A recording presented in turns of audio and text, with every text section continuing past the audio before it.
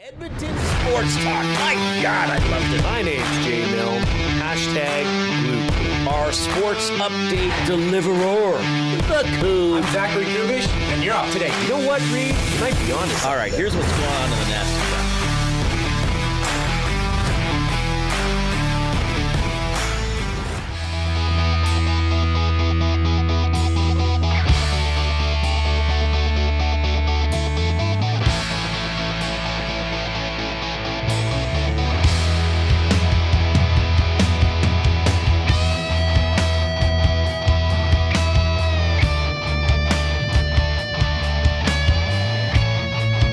Yeah, I don't know. Doing the show the way the Oilers play hockey.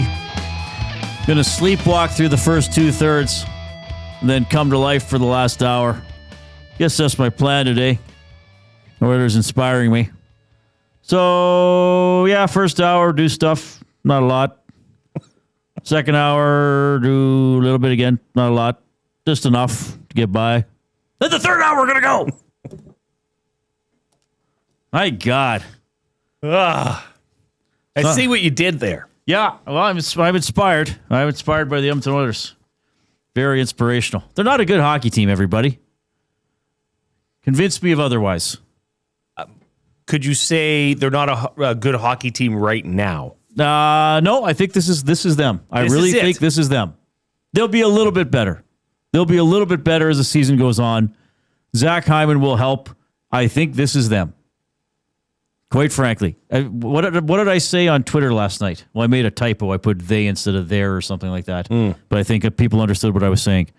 I said the last couple of years when they started slowly or mediocrely, is that a word?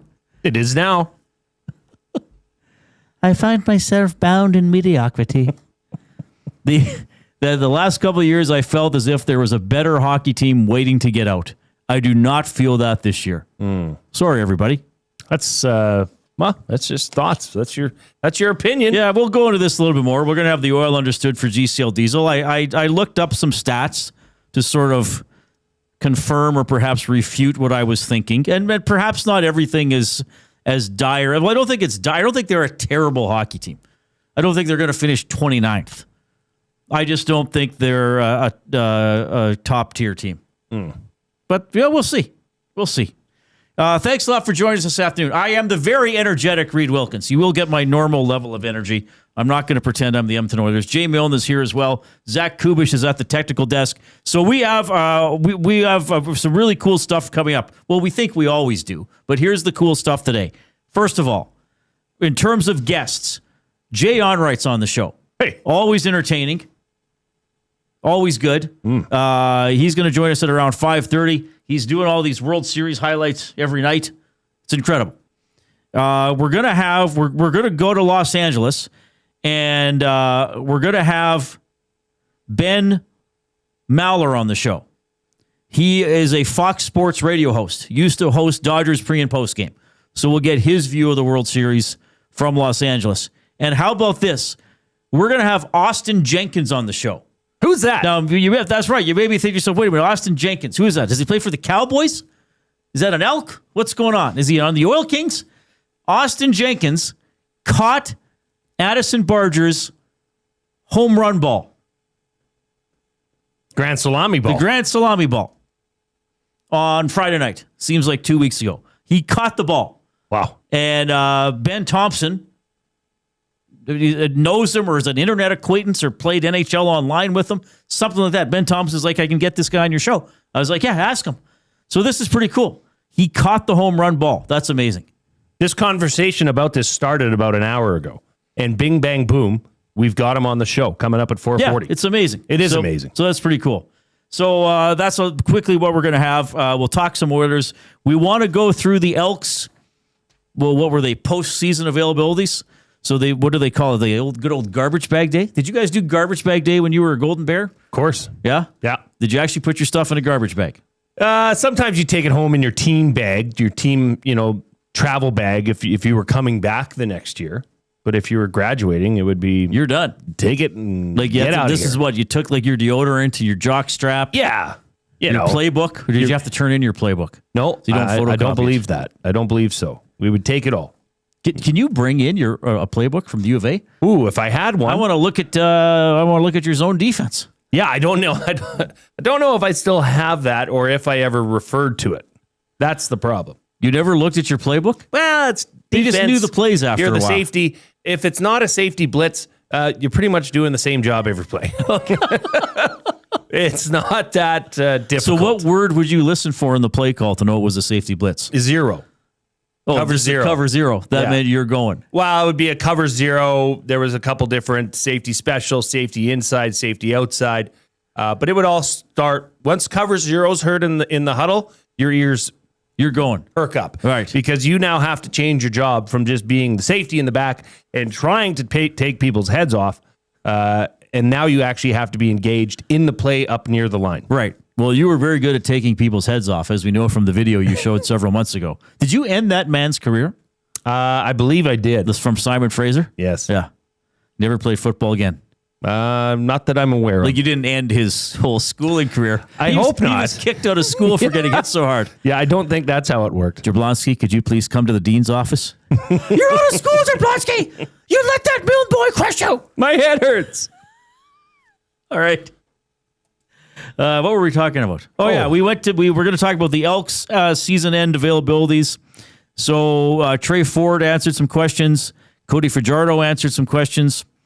We had Mark Killam spoke, Ed Hervey spoke. So we're going to have some cuts, the highlights from that. My initial impression is that Trey Ford will not be an Elk next season, unless perhaps Cody Fajardo decides to retire. You do need a quarterback. You do. You absolutely do. Here's the thing. The way that Cody Fajardo answered that question said, look, if I'm playing football next year, it's going to be here. Right. Let's not forget who Cody Fajardo's agent is. Cody Fajardo's agent is him. He is his own agent. He is stirring the pot, trying to create a little bit more intrigue in himself, which he should. He's going to be getting a significant raise when he decides that he's coming back to play football. He's only 33. Cody Fajardo will be here next season. You can guarantee it. Jay Milne guarantee. Okay. Those go a long way. Right.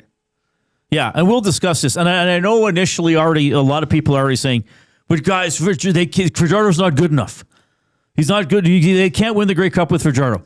You may be right. And we're going to discuss that. And I think we saw the full Cody Fajardo experience this year. Sure. We saw some really good games. We saw some tough games. I think the last two games were probably in the tough game category.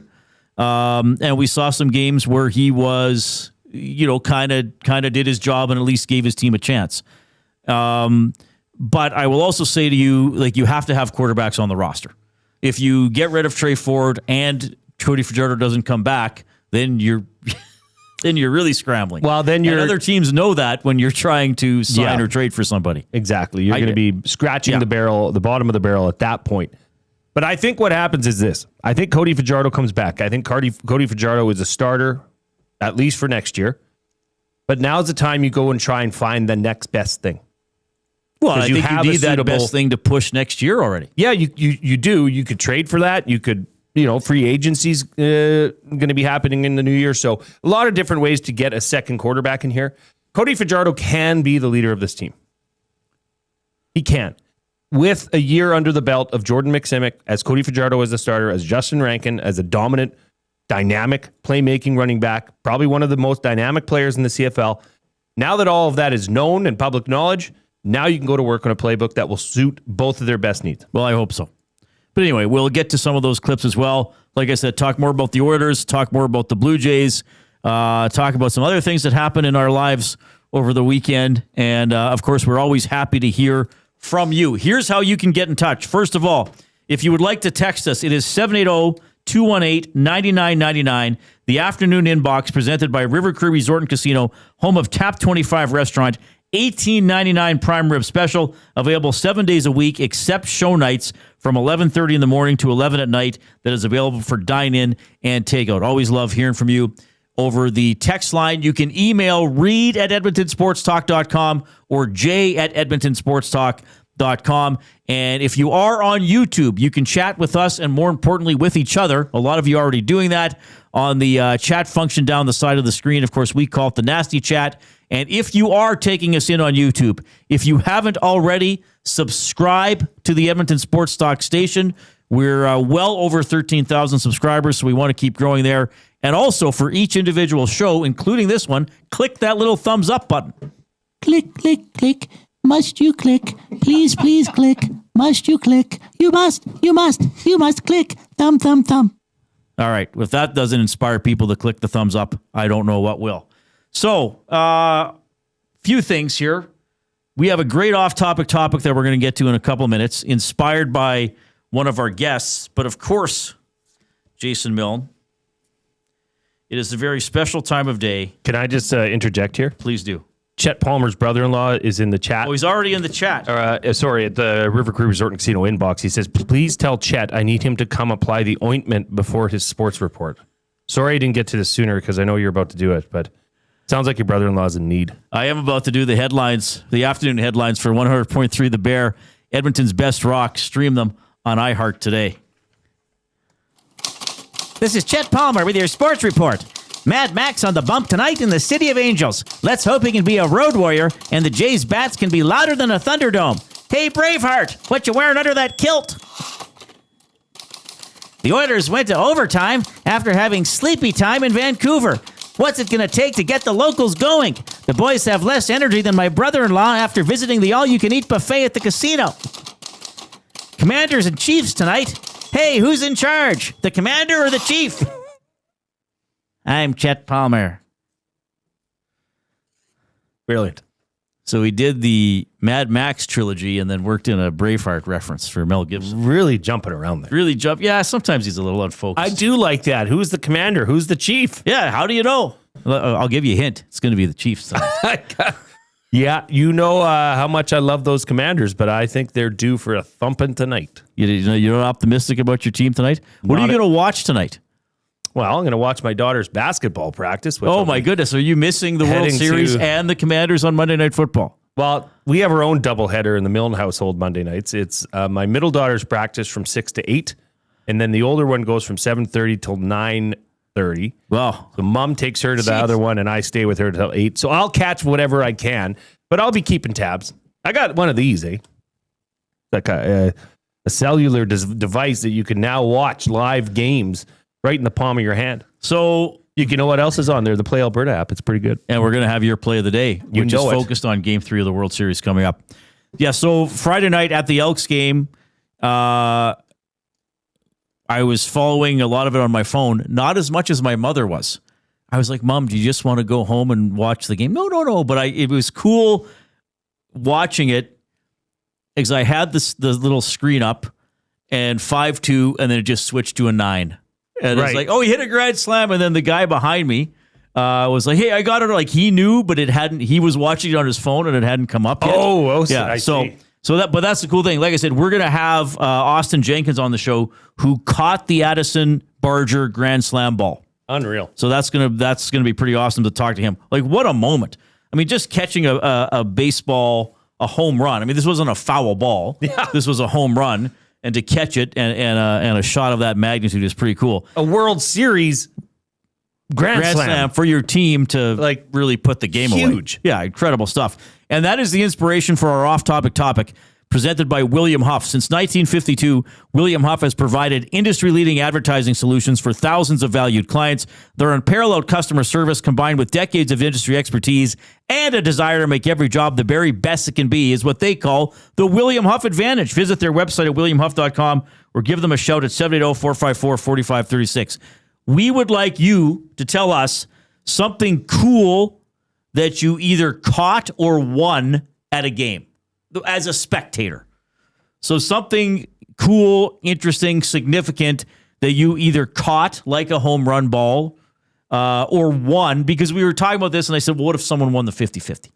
And you were like, yeah, that could probably count. So something cool that you caught or won while attending a sporting event. So I mean, obviously, a home run baseball is the jumping off point for this, but probably we're going to get suggestions here that we're not even thinking of or might even not realize fall into the category. And somebody will say, this happened to me, or I got this when I was at a game. So that's kind of what we're looking for. Fun, significant, memorable stories along those lines.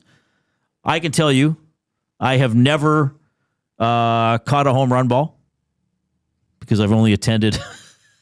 Well, I don't think I've ever sat in the outfield bleachers at a game. I did catch at the previous Elks game. Who did they play? Winnipeg. I caught one of the mini footballs. Oh, congrats. Yeah, but we've been going to games since 1997, so I think between my parents and I, we have probably 4 or 5 of those. But this one I actually caught. There was no one in the couple of rows in front of me, and it came in, and I saw it, like, as it was coming in, and I sort of trapped it left arm against my left shoulder. One-handed. Well, way to go. Sure. But I mean, that's not, I don't know if that really counts. I think that's the only story I have.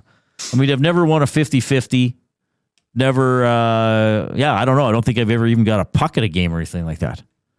Speaking of pucks, that is where I go. Do you remember the Edmonton Sled Dogs?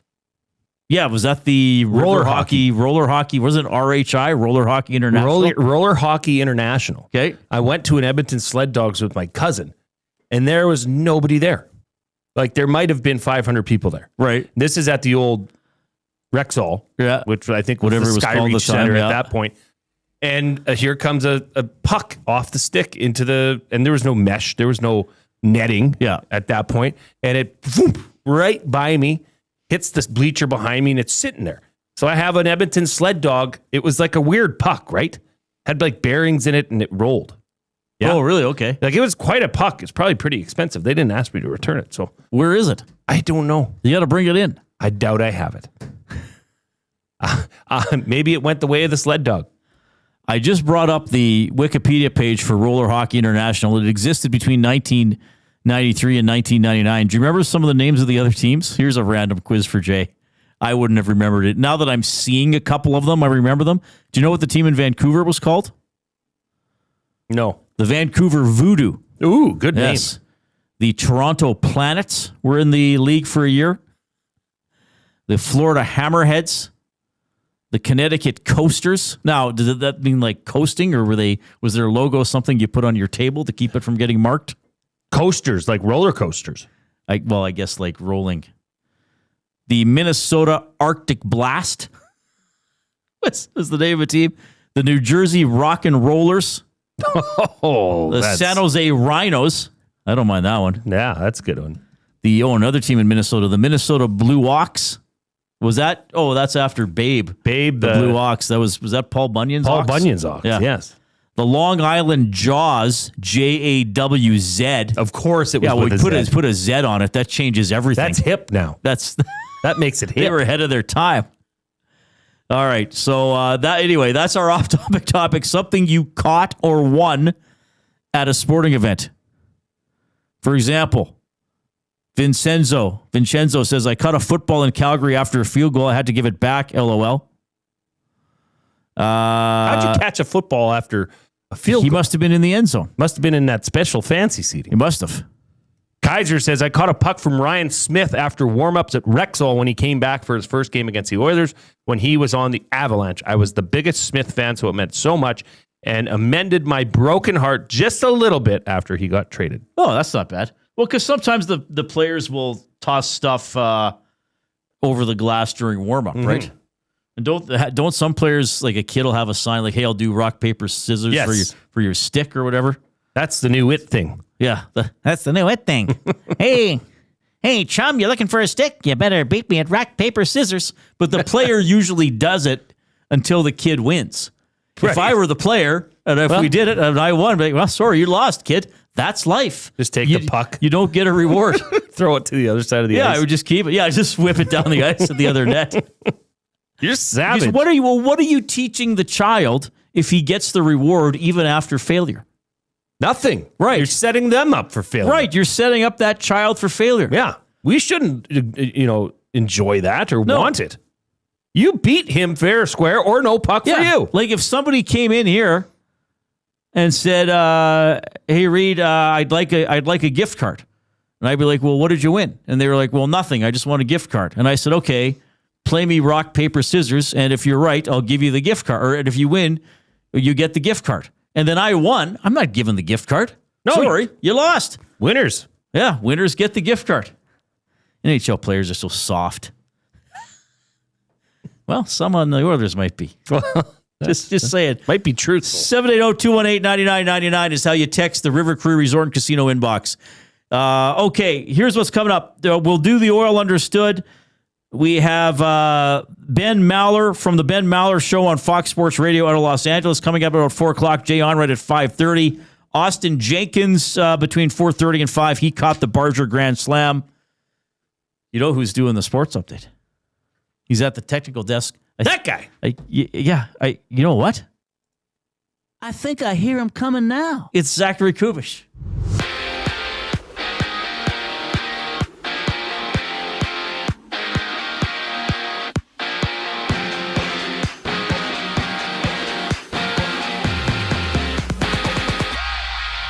It's a tied series between the Jays and Dodgers as they play Game 3 of the Fall Classic. Max Scherzer, the man for Toronto. Tyler Glasnow on the other side. First pitch goes at 6 o'clock. For the Dodgers, Mookie Betts has won the Roberto Clemente Award, which recognizes a major leaguer who represents the sport through character and community involvement. NHL action, the Blues and Penguins dance at 5:30. Pittsburgh 6-2-1 on this season. St. Louis on a 3-game slide. One other game's on tap, seeing Boston face Ottawa. In football news, the NFL Network has reported that Pittsburgh's Daniel Ekuale tore his ACL last night against Green Bay. For the Bengals, Joe Flacco is out day-to-day with a shoulder injury. And in LA, the Rams have placed Tutu Atwell on the injured reserve with a hamstring issue. On the field, the Chiefs and Commanders kick off at 6:15. Watch the game at Sally's Sports Bar Lounge at Central Casino on Fort Road to join Lieutenant Eric for the action.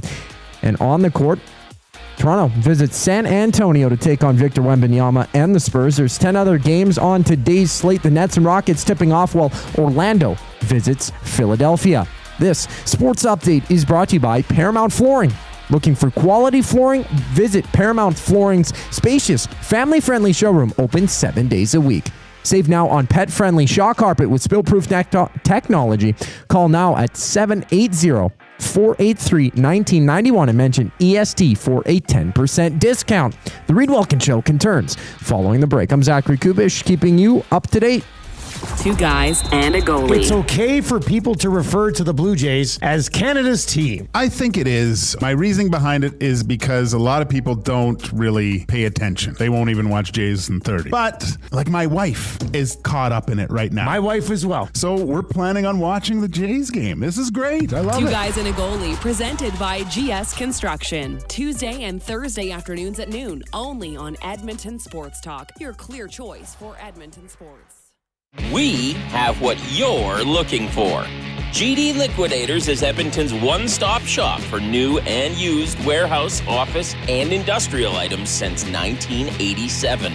You'll find what you want when you want it. Give us a call, visit us in-store, or check out the monthly auctions at gdliquidators.com. 100% Canadian-owned and operated. We have what you are looking for. GD Liquidators. Where holiday cheer meets great beer. This season, celebrate at the Canadian Brewhouse. From plated dinners and festive buffets to casual pub-style parties, we've got the perfect space for your crew. Book your holiday party today at thecanadianbrewhouse.com. GCL Diesel has been serving oil country since 1972. From diesel cars to SUVs to pickups. From farm tractors to school buses to a big rig. From diesel generators to forklifts, GCL can test, troubleshoot, and repair all diesel fuel system components. Whether it's injectors, pumps, turbos, filters, or additive, GCL has the parts you need to keep your diesel running the way it should. For genuine diesel parts at wholesale prices, visit GCL Diesel in the West End or online at gcldiesel.com. GCL Diesel. Diesel understood. The temperature may be dropping, but the action's heating up.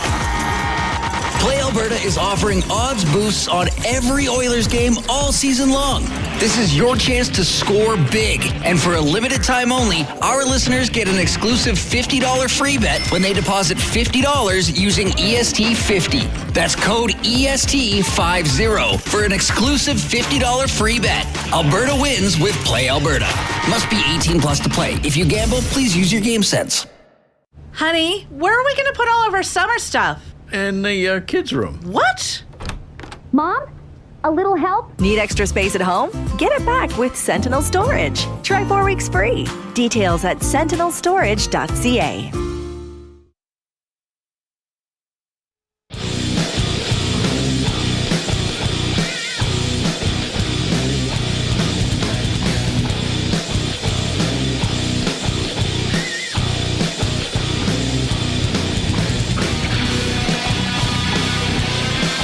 Happy Monday, everybody. Oilers tomorrow against the Utah Mammoth.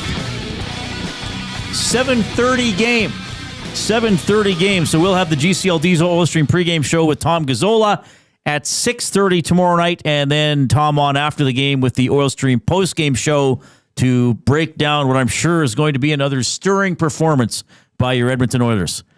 The off-topic topic is presented by William Huff. Tell us about a time you caught or won something cool at a sporting event. Do we have a couple coming in? Andrea from Calgary. In 2022, the Stampeders had an on-field watch party for the Labor Day rematch. The Outrider cheerleaders were handing out prize bags, and our son, who was 6 at the time, ran to get one. It was a Bo Levi jersey that was my husband's size. Last year, my husband won a jersey of his choice, playing with the Stamp, Scratch, and Win, which he redeemed for a Judge jersey. Moral of the story, if my husband wins your jersey, you won't be a Stampeder much longer. That's pretty good. This one is an interesting story. The very first professional soccer team, Edmonton Black Gold, had a European trip for 2 to Germany in the program. Okay. The next morning, 6:30, Ched called my number.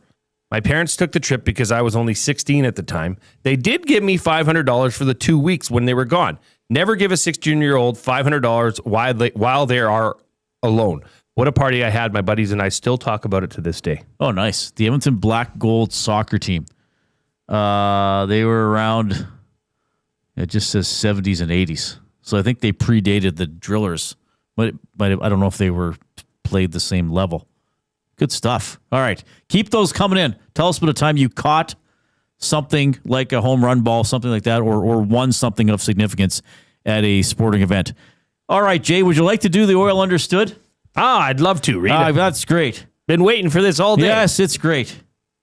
Presented by GCL Diesel, providers of the best diesel engine components around. From turbochargers to injectors, fuel pumps to sensors, they are the critical engine component experts. Proud to serve Edmonton and Northern Alberta for over 50 years, and now a partner of Edmonton Sports Talk and the Reid Wilkins Show. GCL Diesel. Diesel! Understood. All right. The Oilers lost in Seattle on, when was that? Saturday night. They got behind, they tried to catch up, and they lost. They lost last night in Vancouver in overtime.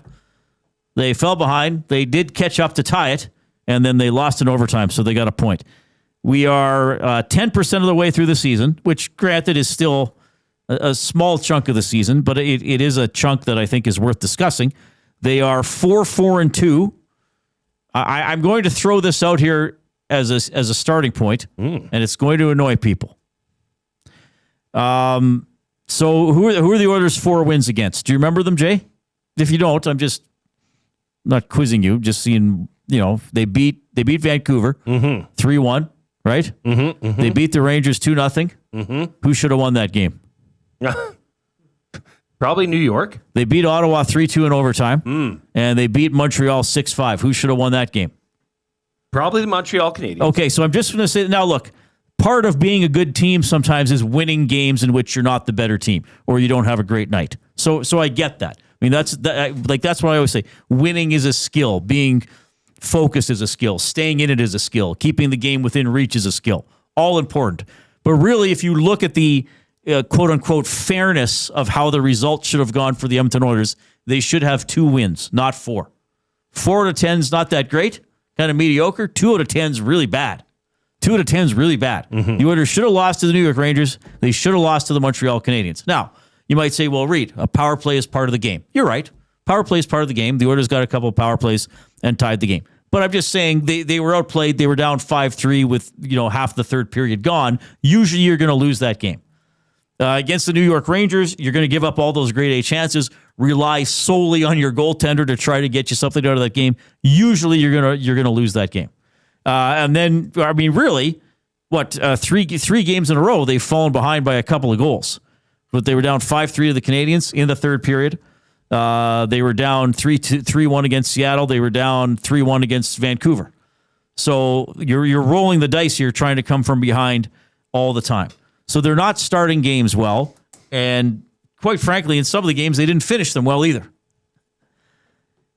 Here's why I'm acting a little more concerned about this team than I usually do. And again, like last year, I was like, hey, let it play out. I think they're going to get better. Even in the playoffs, they got behind. They had bad games. And until they lost Game 5 to Florida, I was like, I think they can win it all. Then when they lost Game 5 to Florida, I said, I don't like the way this series has gone. They've been outplayed 7 of the last 9 periods. I think they're going to lose in Game 6. And they did. Mm-hmm. Okay? So here are my problems. Well, I guess the big problem with this Oilers team for me, I think, and I'm not letting other position areas off the hook, because I realize Bouchard has had some struggles. Nurse has had some struggles. Quite frankly, even Ekholm has had some struggles. But I think they have too many forwards that don't have a dimension and don't kind of move the needle in a game. Like, what do? Do you win faceoffs? Do you hit? Do you fight? Do you annoy the other team? Are you a setup man? Are you a sniper? Like, what are you? So they got the high-end guys. I think they have a couple of guys lower in the lineup, like probably Noah Philp, who have sort of embraced their role and are growing into it. And then, to me, they just have a bunch of other players. It's kind of like, well, they're just guys. Now, doesn't mean you're going to be a terrible team. Doesn't mean you can't make the playoffs. Excuse me. But to me, it does mean you're probably not the team that can do a lot of damage, and you're probably a team that is going to have times when you struggle throughout the regular season. And I want to remind everybody what is coming up next month. From November 12th to 22nd, the Oilers have a 7-game road trip. Look, everybody, that's going to be a 2-win road trip. I'm telling you right now. Like that's a hard part of the schedule. I got a cough here, Jay. Sorry about that. They just went 2-3 on a 5-game road trip and didn't look very good. Most of it. They came home against the Montreal Canadiens, didn't look very good for most of that game 1. Went into Seattle, didn't look very good. Went into Vancouver, didn't look very good. I mean, I get it. I know it's only 10 games. I know Zach Hyman is coming back. But given the way the roster is made up, I have my doubts that the ceiling for this team in terms of how they can play is much higher than where it is right now, than in terms of where they've been playing right now. Yes, Hyman is going to help. No doubt about that. That'll bump somebody else out of the lineup. He's a great, hardworking, energetic player. He can score. He can finish chances, all that kind of stuff. He will help. I think there are a couple other players. Quite frankly, I think Connor McDavid can play better. I know he has a lot of points. He has a lot of assists. He only has, he's on pace for an 8-goal season. There were hopes he could score 50. Some people even hoped he could score 60. I mean, he's on pace for 8. I know that pace will pick up.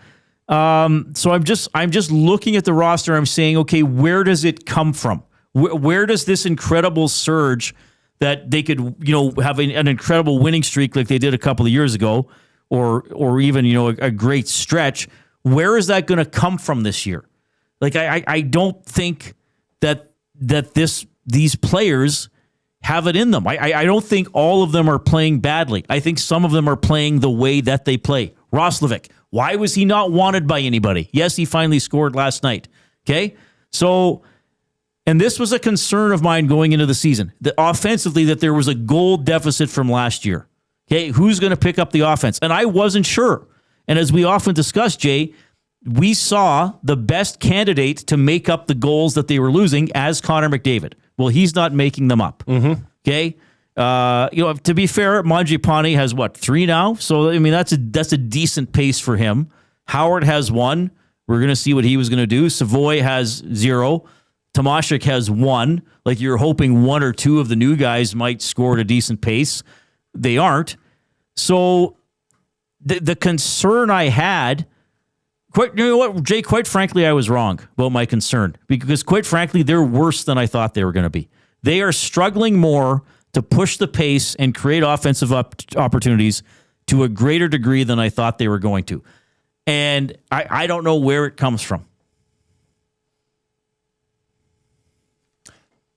I certainly don't have an answer for you, but I can tell you what I see and what I think a lot of people watching and listening to us and you yourself see.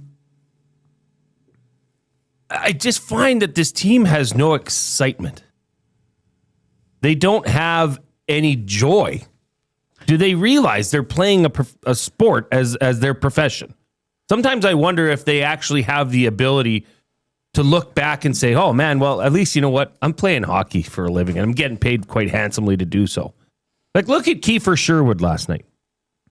First goal he scored, I mean, he was elated. He showed so much joy. I mean, I know it was offside, but when's the last time you've seen an Oilers goal celebrated even remotely close to that? You haven't. Well, and especially not usually by the big guys. But what's the holdback here? What's going on here? Why is this now? Why are you not allowed to show any emotion? Like, Roslovic gave a fist pump last night. That's about the most excitement after scoring a goal I've seen. Granted, okay, they have been playing from behind in plenty of occasions, but that's just that statement alone. That's not foreign to this team. Slow starts in games, slow starts to the season is nothing new for the Oilers fans. And you agree with that, but you're saying now that you don't know if they have the horses in the stable to turn it around and kick it into the next gear. Correct. How big of an impact can the return of Zach Hyman make? How big an impact can one player be to an entire locker room? Because that's really the only hope that I think you would be clinging on to at this point, given what you've seen from this team thus far. Well, I think he can help because he can score, and he forechecks, and he works hard, right? So there's an energy level that he brings. He'd be the only player that's really going to the hard places. Right. Because nobody else is doing it now. Not enough. They're not inside enough. Not routinely. And I feel like when McDavid gets inside, he passes to the outside. Right? Yep. Even that power play goal yesterday, he was in a pretty good spot to take a backhand. But again, he got it to Leon, who shot and scored. So, yeah, I've criticized the team speed. And to me, team speed is not about skating fast. Like, it's an element of team speed, but they don't move the puck around well. They don't complete a lot of passes, and they're not good early in games. Now, look, I know you can't. Well, just play the whole period like you play the whole game like you play the third period. Well, the other team's trying to stop you from doing that too. But I said this a couple weeks ago, and I'm going to say it again. How often have you felt this season that the Oilers have the momentum in a game? Like, they're really dictating what's happening in the game. Even if the other team scores. You know, so sometimes even a period might end 1-1. But you go to the intermission thinking, oh man, like, the Oilers got them. Like, maybe it's tied, maybe it's a 1-goal game either way, but man, oh man, like, the Oilers got them. They're coming here. I don't think I felt that way all year. Okay, but did you first time they played the Canucks, I guess. Did you not see a glimpse of that last night in the third period? When they came out, that was a different team. That team was skating in the third period. That team was moving the puck. That team was forechecking. They're capable of it. That's the thing. They're capable of it. It's like, why does it have to take you to be in a 2-goal deficit and entering the third period to switch it on? Right. It shouldn't. You should want to go out there and look. And like, Jasmine's making a great point in the chat. I'm glad she said this because I want to get to it. The Canucks didn't have their best player. Yeah. They were missing a couple other, Heedle's a decent, they were missing excellent or good players. And the Oilers couldn't dictate the game. I mean, Quinn Hughes plays almost half the game. Usually if he gets back and gets the puck, it's automatically getting out of the Canucks' end. And like you said, until the third, they didn't really hem them in. I think you make a great point about the Joey DeVivre of the team, the joie de vivre. Yeah, it's okay to celebrate a goal. I mean, no, to be fair, I don't think it's all of them. Well, I mean, Wallman did. Yes, okay, that was an overtime, like a big goal. Like, you're going to celebrate that. And I know why aren't they celebrating the goal that tied it up last night? Exactly. And I get the argument. Well, act like you've been there before. That's fine, but high-fiving or smiling is not excessive. I mean, Connor and Leon sometimes make spectacular plays, and it's just like, okay, we did our job, everybody. Calm down. Well, no, don't calm down. Get some fire going. Mm-hmm. This is a bland hockey team right now. This is a bland hockey team. Like, Draisaitl scores a goal to tie it in a game that they had no business being in. Right. And, okay, yeah, here we go. Like, that, I'm telling you, that will spread to the bench. Okay, we can't celebrate this. We're not done. The job's not done yet. Don't take joy in this. What's going on? When did this happen? That you can't express emotion from scoring a goal? That's what you're supposed to do. Yes. It's a simple thing, but it's telling a bigger story for me, at least, that is very out of character for any professional sport, to be quite honest with you. And to be fair, we've seen this before this year. But it's a little more pronounced this year because they're not getting the job done. This year, the Oilers are 21st in goals for per game. They finished last year 11th. Goals against per game, right now they're 16th. Last year, they finished the season 14th. That's in the same category. I will say this. The power play so far this season has been outstanding. It's 31%. That's fourth. The PK is okay, 80.8%, 14th. So middle of the pack. 5-on-5, they've been outscored 2016. Last year, the whole season, they were outscored 5-on-5, 171-168. So they were -3 5-on-5 this last year. This year, they're already -4. So, but again, I present this not as, things are going to turn around. I don't know if they have a lot of players who can play a whole lot better. Like, I think they have a lot of guys who are just showing who they are. Of course, I think Hyman will help. I think McDavid will score at a higher rate than once every 10 games. Sure. And hopefully a couple guys on the back end can clean up a bit of their play. That'll help. But I don't see this team being several notches above where it has been. Maybe one. That's all I'm saying. You're saying this young roster of forwards that was questioned heading into the season is rearing its ugly head? Yes. I mean, why? Like, signing Roslovic kind of proved that you're a little desperate. I would agree with that. Like, when I talk about guys who don't move the needle, like, he doesn't, like, scoring a goal is important. Don't get me wrong. But in the games in which Roslovic hasn't scored, have you thought to yourself, oh man, Roslovic's all over him? Okay, let's do a quick experiment here. Or not experiment, but let's go through the 12 forwards. And you tell me if they can play better or worse. Nuge. No, I think he's been good. Nuge has been good.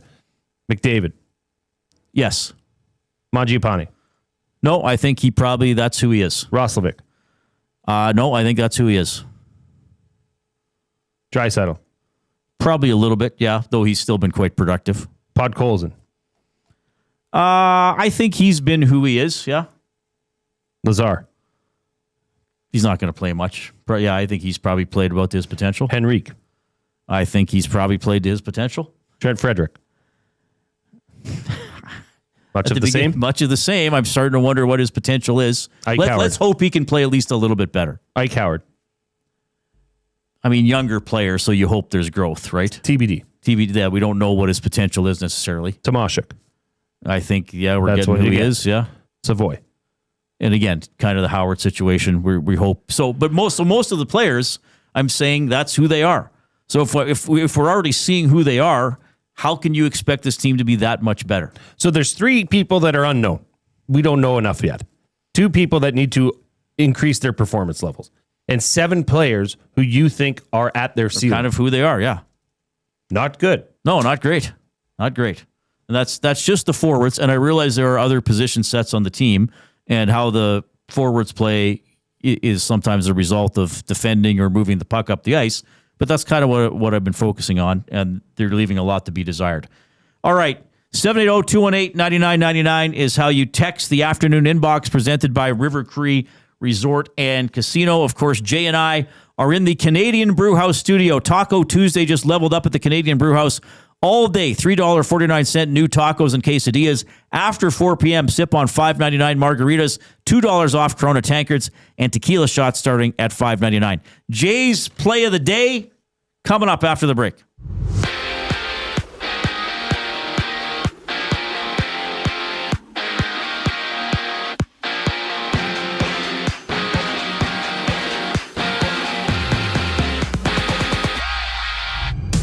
From LA, the Jays and Dodgers meet in Game 3 of the World Series. Max Scherzer to the bump for Toronto. Tyler Glasnow for the Dodgers. First pitch at 6 o'clock, with that one tied at 1 apiece. Just 2 games in the NHL tonight. The Blues and Penguins face off at 5 o'clock, while the Bruins battle the Senators at 5:30. And down south, the Rams have placed Tutu Atwell on the injured reserve with a hamstring injury.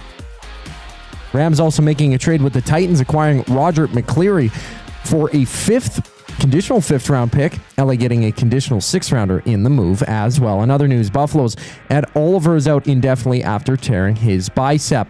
Monday Night Football action. Kansas City faces Washington at 6:15. Join Lieutenant Eric for the game at Selly's Sports Bar and Lounge at Central Casino on Fort Road. And in CFL news, the league announced that Regina will host the 2027 Grey Cup. 11 games in basketball. The Raptors taking on Victor Wembanyama and the Spurs. Tip off at 6.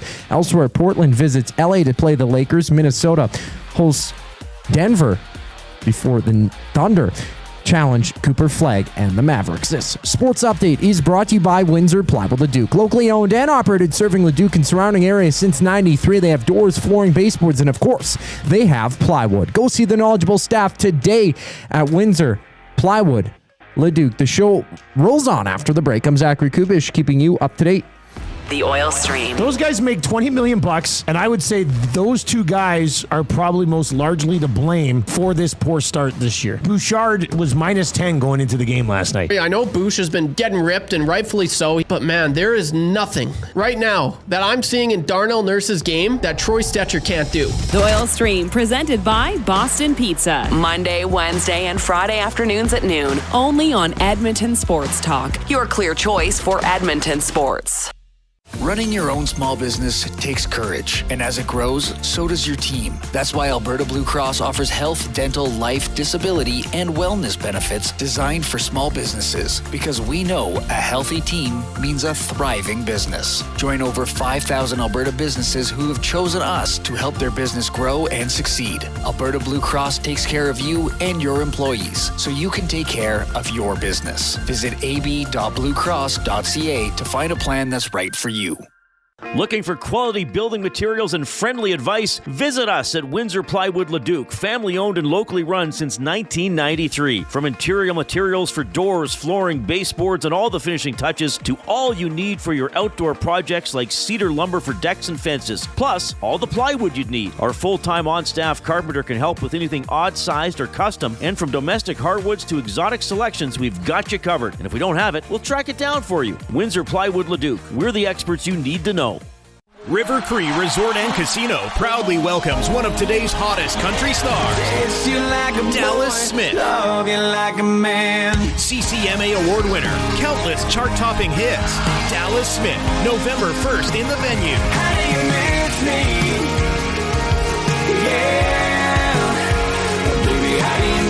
Hurry, get your tickets now at rivercreeresort.com. River Cree Resort and Casino. Excitement. Bet on it.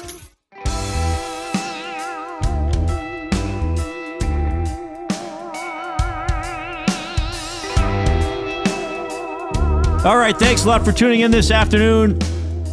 Oilers play tomorrow. They're wearing those new jerseys, the new alternate jerseys tomorrow against the Utah Mammoth.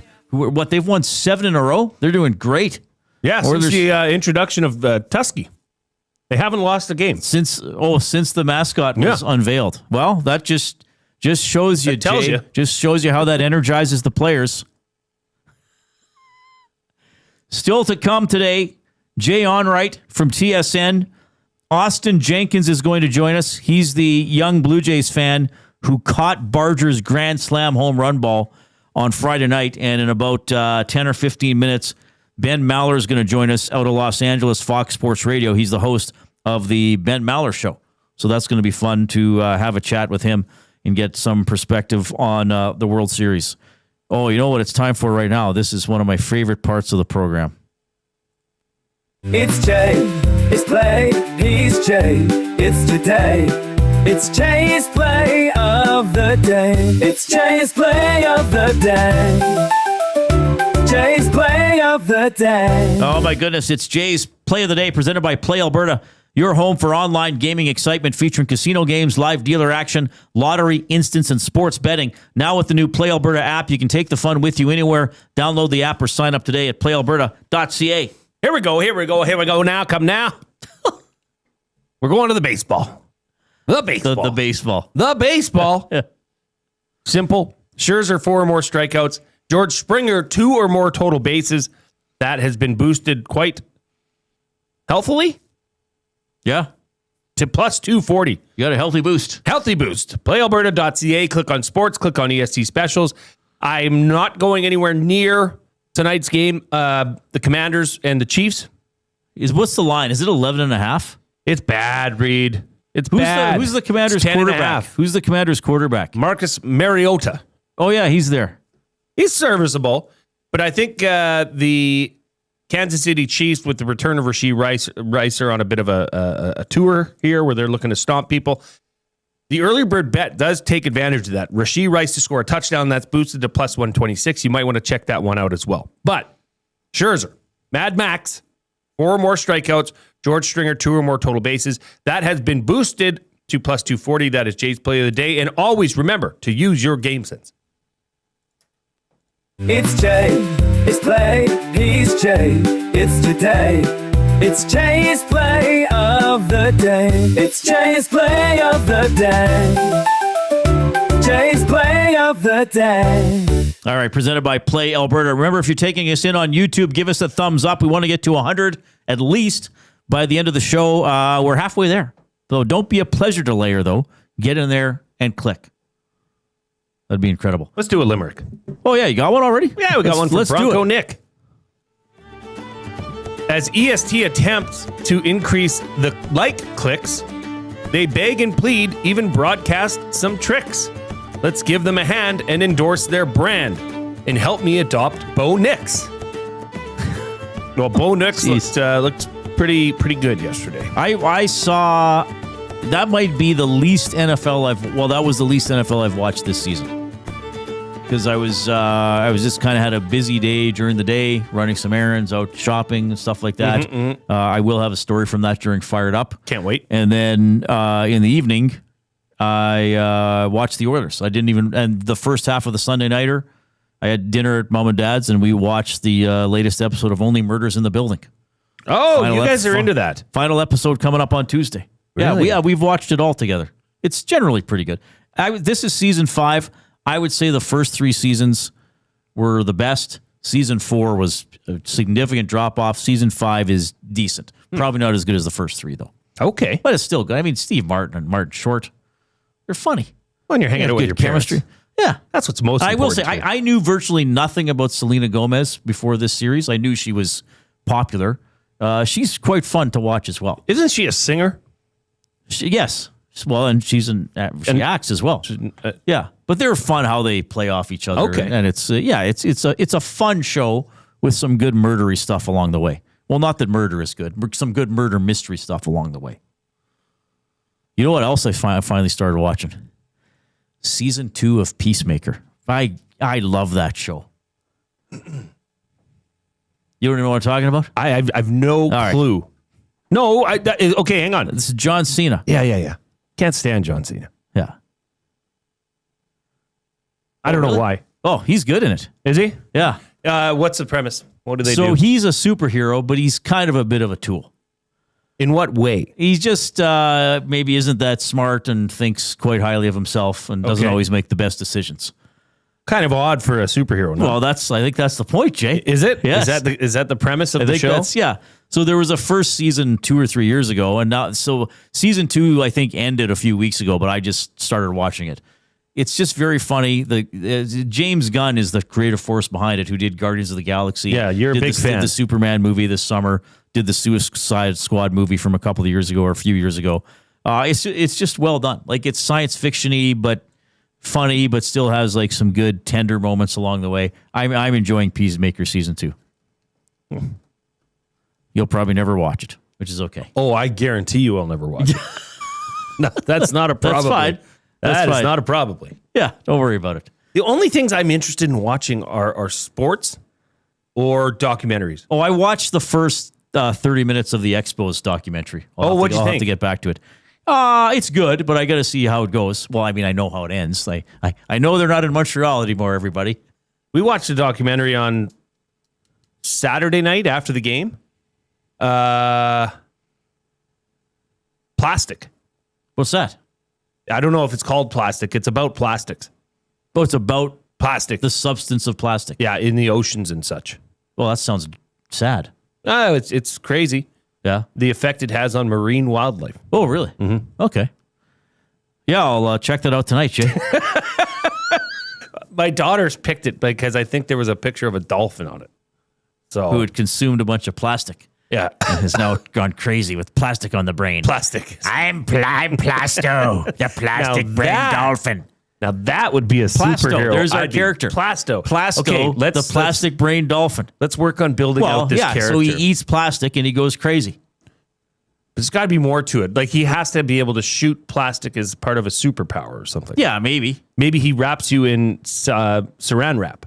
Yeah, he could shoot it out of his mouth and wrap you up out of his fins instead of webbing. That's Plasto, the plastic brain dolphin. I like where this is going. Yeah, so do I. It's quite joyful. All right. We got to take the 4:00 break. Ben Maller, when we get back from the Ben Maller Show on Fox Sports Radio out of Los Angeles. The Lock Shop. And you know what? I think it's time for the Flames to win a game. And I think I'm going to take Calgary. They're going to win a game sooner or later. Is Montreal at Edmonton the next night? Yeah, Montreal gets Edmonton tomorrow night. So maybe a bit of a look-ahead spot here for the Habs against the Calgary team. I mean, Montreal is definitely a better team than Calgary, but I understand what you're saying. Like, is Calgary just going to keep losing over and over and over? They're going to win one of these again, games. They're feeling it right now. The Lock Shop, weekday mornings at 11, only on Edmonton Sports Talk. Your clear choice for Edmonton sports. Looking for flooring? Paramount Flooring has it all. Sales, service, and expert installation. With options for every style and budget, open 7 days a week. We've got you covered. Quick delivery and in-stock deals. Plus, EST listeners get 10% off. Visit ParamountFlooring.ca today. You've always known GCL Diesel as the experts in diesel fuel systems. But did you know that GCL is also your source for turbochargers and turbo repair? As a turbo supplier for Garrett, Borg Warner, and Wholesat, GCL can provide genuine original equipment turbos at wholesale prices. Whether it's diesel, gas, natural gas, or performance, we can provide you with the turbo or custom repair you require. Turbo questions? We've got turbo answers. Visit us in the West End or online at GCLDiesel.com. GCL Diesel, turbochargers, understood. Get ready for a feast like no other. 40-ounce steak night is back this November at the Canadian Brewhouse. Sink your teeth into a hand-cut 40-ounce ribeye with all the fixins for just $49.99. Tickets available now in-store or at thecanadianbrewhouse.com. Weiss Johnson, whoa. Hi, Dennis from Weiss Johnson here, and we're excited to be partnering up with the Nielsen Show and have a special deal exclusive for Nielsen Show listeners. Get 10% off any new Trane furnace, air conditioner, or heat pump installation from now until the end of October. Bundle a furnace with an AC or heat pump and get 25% off the package price. Get your home comfort now for all seasons with Weiss Johnson and Trane. Trane, it's hard to stop a train. Visit WJSportstalk.com today.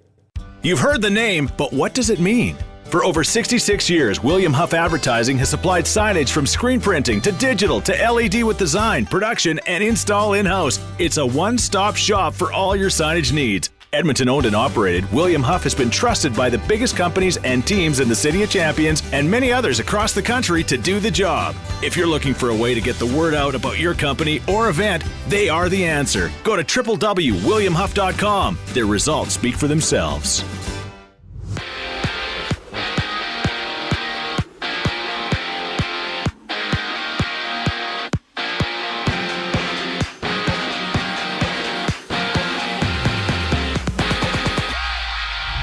From the City of Angels, the Jays and Dodgers matchup for Game 3 of the Fall Classic. Max Scherzer gets the ball for Toronto. Tyler Glasnow for LA. First pitch goes at 6 with the series tied at 1 apiece. And for the Dodgers, Mookie Betts has won the Roberto Clemente Award, which recognizes a major leaguer who represents the sport through character and community involvement. On the ice, St. Louis takes on Pittsburgh while Ottawa plays host to Boston. The Blues and Penguins begin the night at 5 o'clock. In NFL action, the Chiefs battle the Commanders in prime time. Catch the game alongside Lieutenant Eric down at Selly's Sports Bar and Lounge at Century Casino on Fort Road. Kickoff goes at 6:15. Around the league, Tutu Atwell of the Rams has been placed on injured reserve with a hamstring injury. Plus, LA made a trade with the Titans, getting Roger McCleary for a conditional 5th rounder. LA receiving a conditional 6th rounder in the move. 11 games in the association.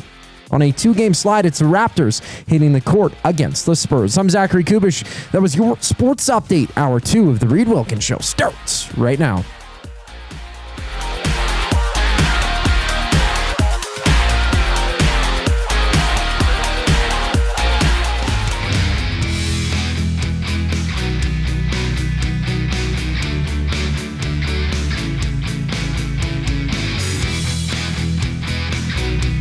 All right, thanks a lot for joining us this afternoon.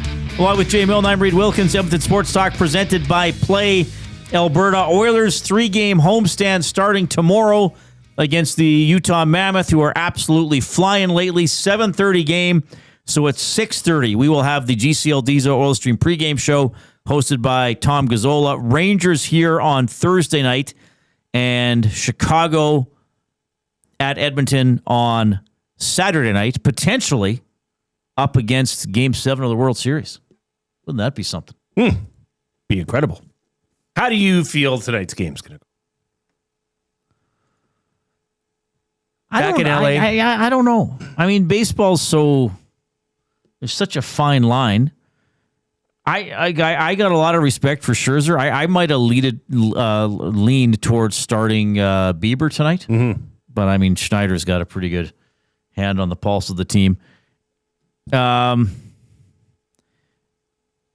Outstanding pitching performance on Saturday from Yamamoto.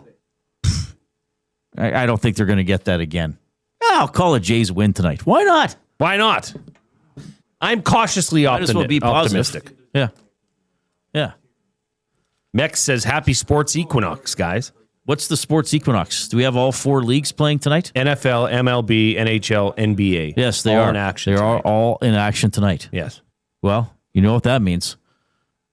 Mex has to leave a tooth under his pillow. I don't know why you would do that. I'm not sure either. Jay Onrait going to join us a little bit later on, as will Austin Jenkins. That is the gentleman who caught Barger's Grand Slam baseball on Friday night. Our off-topic topic for William Huff, and Jay's saving these as they're coming in, so we'll get to some a little bit later on.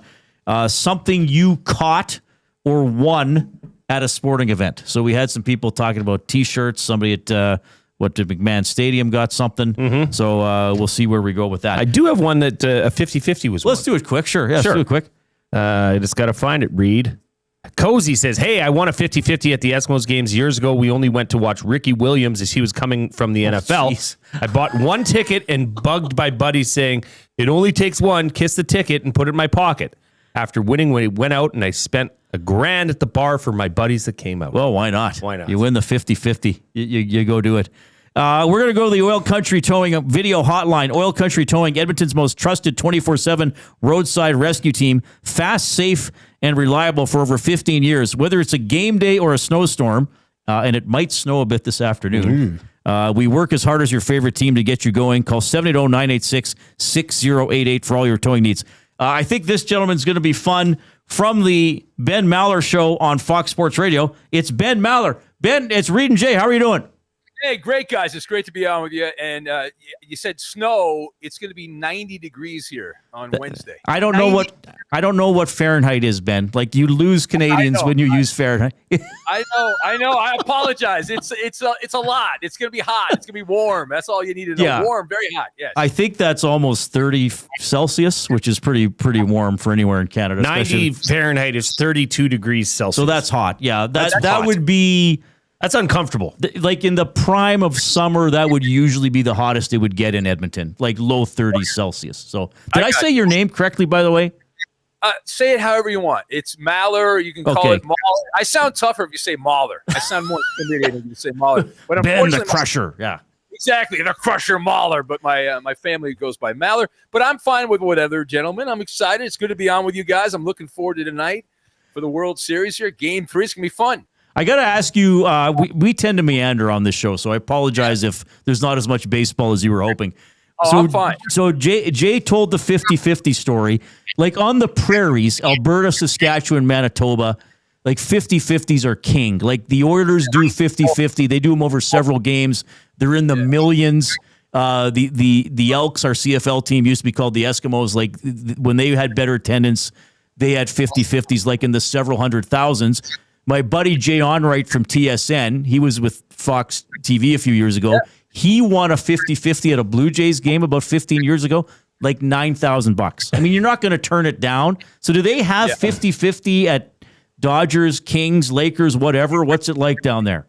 Yeah, they do. They have them at the Dodger games during the regular season. I don't think they're going to do it during the World Series, but possibly so.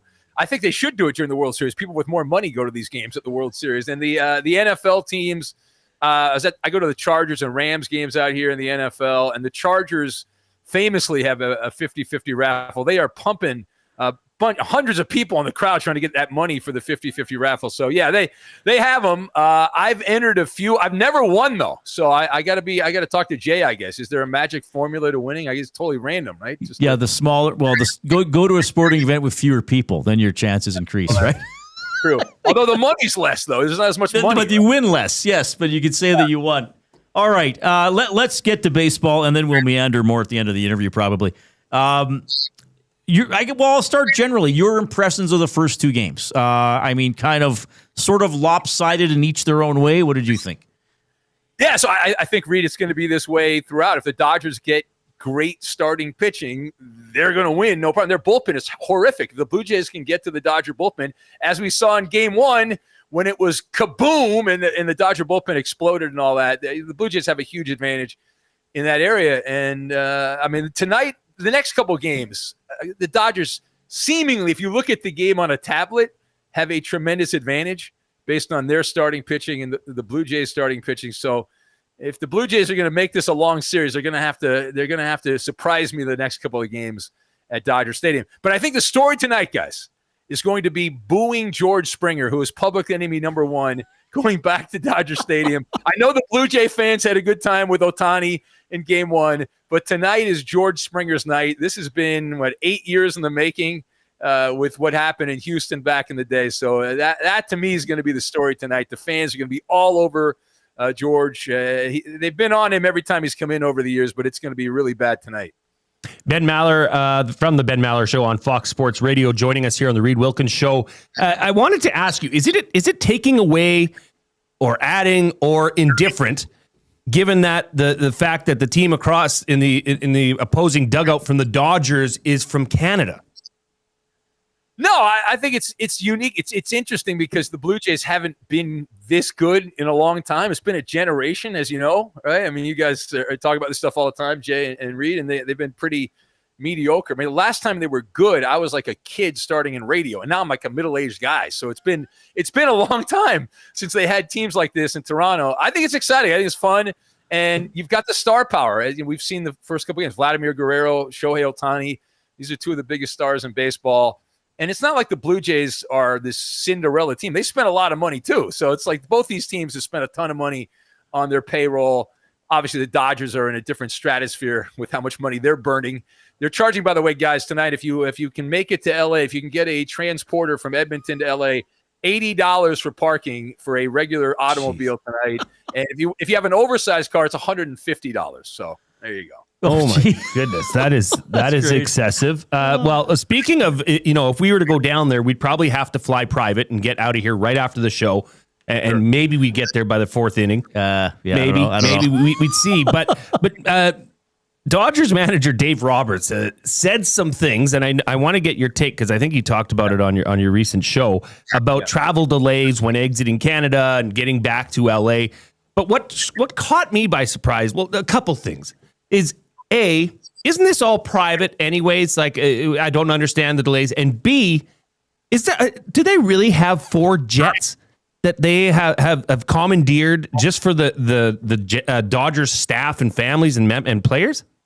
All right. So as I understand it, Jay, it is absurd because years ago, I was lucky enough to do some stuff where I traveled with the Dodgers. It was a different era. They had one plane. This is back in the Stone Age where they had one plane. But all season, they had 2 planes for the Dodgers this year. They were truly treated like the royal family or something like that as they were traveling around North America. It's been insane. I don't understand the Dave Roberts stuff either, other than maybe he left and flew separate because, yeah, it is private. I know there's obviously some political stuff going on here in the U.S. with the government shutdown, which has affected travel. But it doesn't make a lot of sense what Dave Roberts was saying. I also think part of the issue with the Dodgers traveling party, Jay, was they brought a bunch of employees, so they likely had some other planes to take team employees up there, which is why they got or as you said, Reid, the 4 planes. But from what I understand, they travel with 2 planes. They have the players on one, and then the support staff on the other. So that you can't combine the 2. You can't bring the unwashed with the star players. You cannot do that. Yeah. So. Yeah. You mentioned Ohtani, obviously, and his stats are eye-popping. His performances are eye-popping. Somebody said it, I think one of the guys on our morning show, the Nielsen show, said, like, kids 70 years from now will be looking on Baseball Reference or whatever they have and being like, oh, that's the greatest player of all time. Like, are we, this might sound silly, but are we appreciating him enough as he's mid-career? I don't think you really appreciate it, Reid, until he's done. What I would like to see, though, is a new generation of young baseball players that are allowed to be like Ohtani. I know Ohtani's a unicorn, and he's amazing in both hitting and pitching, although in the playoffs he's been a little bit spotty here in the postseason, just nitpicking. But no, I'd like to see this because for so many years, if you were a great pitcher and a hitter, they'd make you pick one. You couldn't do both. And I'd like to see it where it gets back to the point where if you're a really talented athlete, a 1% athlete, and you can pitch and you can hit, let him do both. Like I don't see what the problem is. We're seeing a little more of that now. I know in football, there's a certain player with Jacksonville who's able to play both sides, both ways that way. So hopefully we'll get to that point. But Ohtani's been amazing, and he's right in the middle of it, and he's got like another 10 years to go. So the numbers he's going to amass here are just bananas, absolutely bananas. Yeah, for sure. Okay, I said we were going to meander. We have what we call our chat on YouTube the nasty chat, even though it's not nasty at all. It's quite nice. Mex says, I would like to ask Ben, as an LA resident, if you have a favorite taco spot. I do, but I don't like the traditional soft tacos. There's great Mexican food here in Southern California and Los Angeles. My favorite spot is a crunchy taco place called Tito's Tacos, which I used to go to. It was like $1.50 a taco. It's now like $6 a taco. It's a little much, a little too expensive. Not that I'm complaining, but I am complaining. But that's my go-to spot. But there's a bunch of places that are just absolutely amazing. What I'm jealous of, and I've only been to Canada a few times, I am obsessed with poutine. I love, seriously, that's like the greatest thing in the world. The greatest. I can't get enough of it. I was in Vancouver. I met some listeners over in Vancouver a few months ago, and I ate at every poutine place in Vancouver. So I've not been to Edmonton. So how many? Do you guys have a lot of local establishments? There are poutine places. I believe the poutine would have kind of been a French-Canadian origin dish, so probably even Montreal and area. But we definitely have. I mean, you can get poutine at some fast food places, and then I think there's a couple poutine food trucks, and then there's some more restaurant style, fast food style places that'll specialize in poutine. So yeah, you can get poutine relatively easily here. Like McDonald's has poutine. Yeah, there's here. poutine around. Yeah, I'm jealous. I went to Costco. They had it at Costco. I was like, wow, this is really cool. This is great, man. I'm gonna move here just to eat the Costco poutine. That's the way to go. No, I would say for Edmonton, it would be fair. I think it would be, you could say this, that the donair outweighs the poutine in Edmonton. Okay. I feel like the donair is kind of king. Yeah. If you're going for that. Now, I want to, Reid said we're meandering, so I'm just going to keep on going here. Okay, Ben? Look, you talked about the LA Chargers, and I thought that those throwback jerseys they had, the LaDainian Tomlinson style, magnifique. I loved them. Now you juxtapose that against what we saw last night in the Sunday Night Football with those hideous Pittsburgh Steelers jerseys. I mean, are those, in your opinion, some of the worst retro throwbacks that you've ever seen? Yeah, and the thing that amazes me, Jay, number one is somebody had to sign off on that. Like somebody for the NFL marketing department had said, that's a good idea. Why don't we have our players dressed like that? I wonder how it got to the point where they actually put that on the field. It was annoying. Like when you're watching a game, you don't want to be distracted by how bad the uniforms are. But I remember the Green Bay Packers a couple years back. They wore some really ugly uniforms too, maybe 10 years ago. Their throwback uniforms. The Chargers, though, they always look great, Jay. They don't always play great, but they always look great. They are marvelous. On the catwalk, the Chargers, they are dressed for success. Now, if you want them to actually win consistently in the playoffs, they don't normally do that. But, the Steelers uniforms were ugly, almost as bad as their second half performance when they didn't show up after halftime and got absolutely smacked around in that game. So, interesting night of football there. All right, Ben, I want to make sure that you're okay with this. Are you okay with 3 or 4 questions of Canadian trivia? I'm never against embarrassing myself. I am more than open to embarrassing myself and making everyone here in America look bad. So yes, go ahead. I think you're going to do okay because I think you and I are around the same age, so we're firmly middle-aged. You've been to Canada. You're obviously not ignorant about at least big Canadian sports storylines. Sure. And I mean, there's a couple hockey teams in your region, but there's a couple sports and there's a couple general Canada knowledge. Okay. What is the capital city of Canada? I'm going to go Ottawa. Yes. I got it right. Yes. I will not get shut out. I am not going to be shut out on your game. Victory. You will not be shut out. All right. So the United States has states. Canada has blank.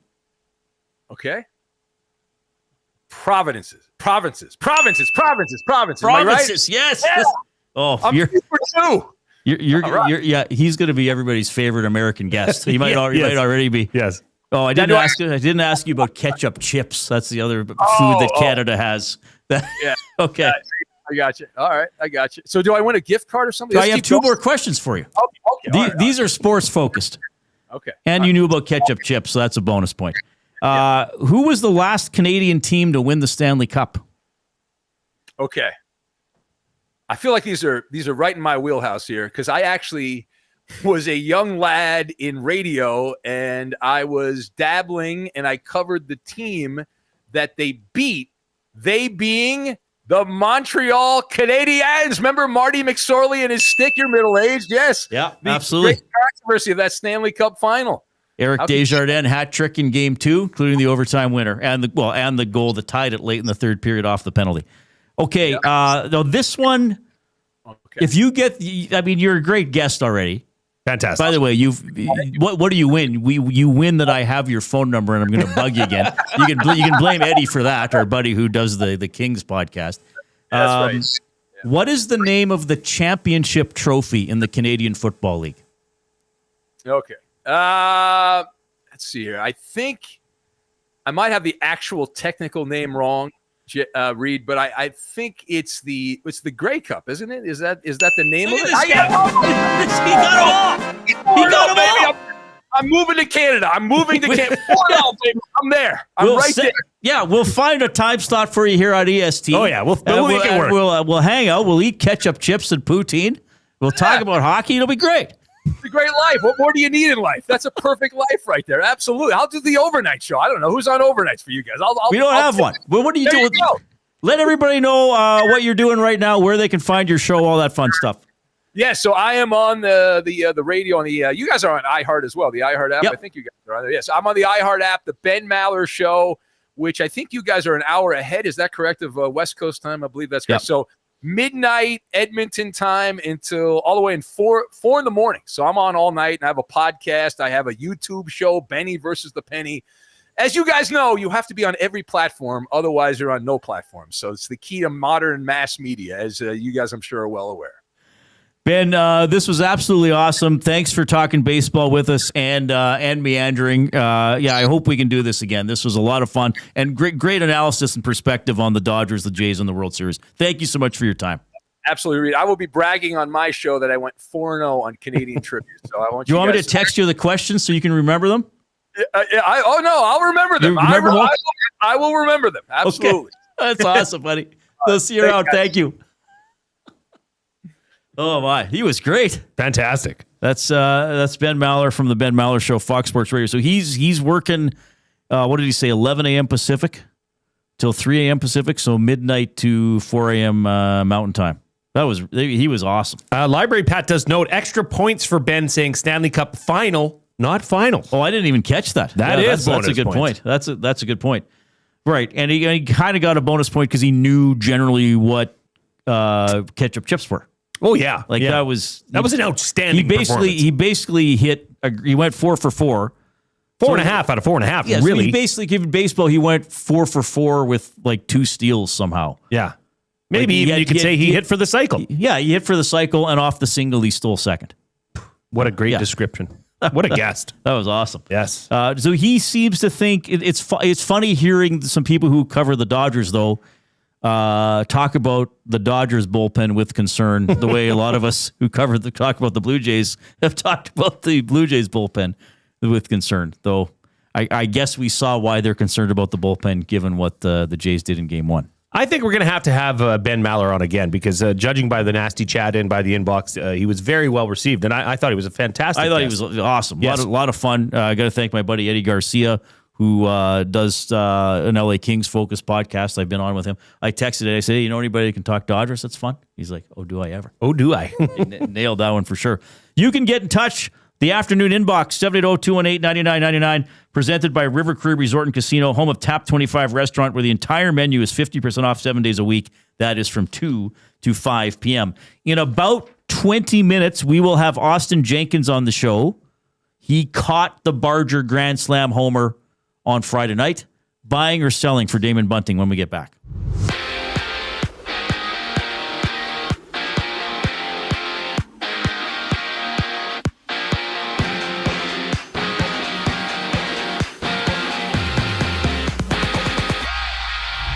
It's a tied series between the Jays and Dodgers as they play Game 3 of the Fall Classic. Max Scherzer, the man for Toronto, Tyler Glasnow.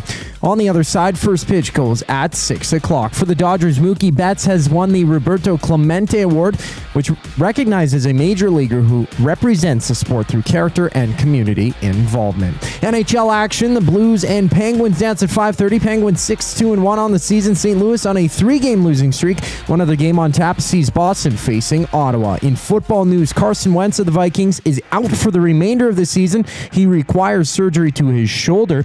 Wentz suffered the injury October 5th and has played through a dislocated shoulder, torn labrum, and fractured socket. On the field tonight, the Chiefs and Commanders kick off at 6:15. Watch the game at Sally's Sports Bar and Lounge at Century Casino on Fort Road to join Lieutenant Eric for the action. In the NBA, Toronto visits San Antonio to take on Victor Wembanyama and the Spurs. 10 other games on the slate. The next Nets and Rockets tip off while Orlando visits Philadelphia. The Reid Wilkins Show returns following the break. I'm Zachary Kubish, keeping you up to date.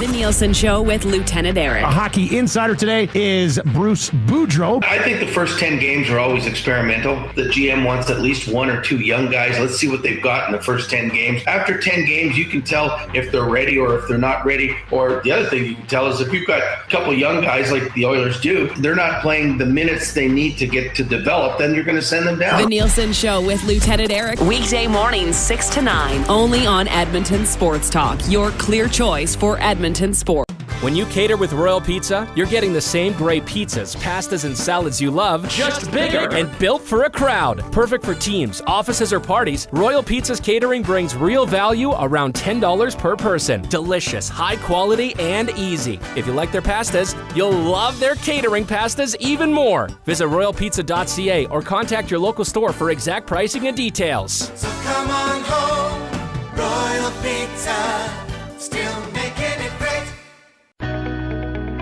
When gambling, set a budget before you play. Stay informed and visit GameSenseAB.ca to learn how. Remember, if you gamble, use your game sense. River Cree Resort and Casino proudly welcomes one of today's hottest country stars, Dallas Smith. CCMA award winner, countless chart-topping hits. Dallas Smith, November 1st in the venue. How do you miss me? Baby, how do you miss me? Hurry, get your tickets now at rivercreeresort.com. River Cree Resort and Casino. Excitement. Bet on it.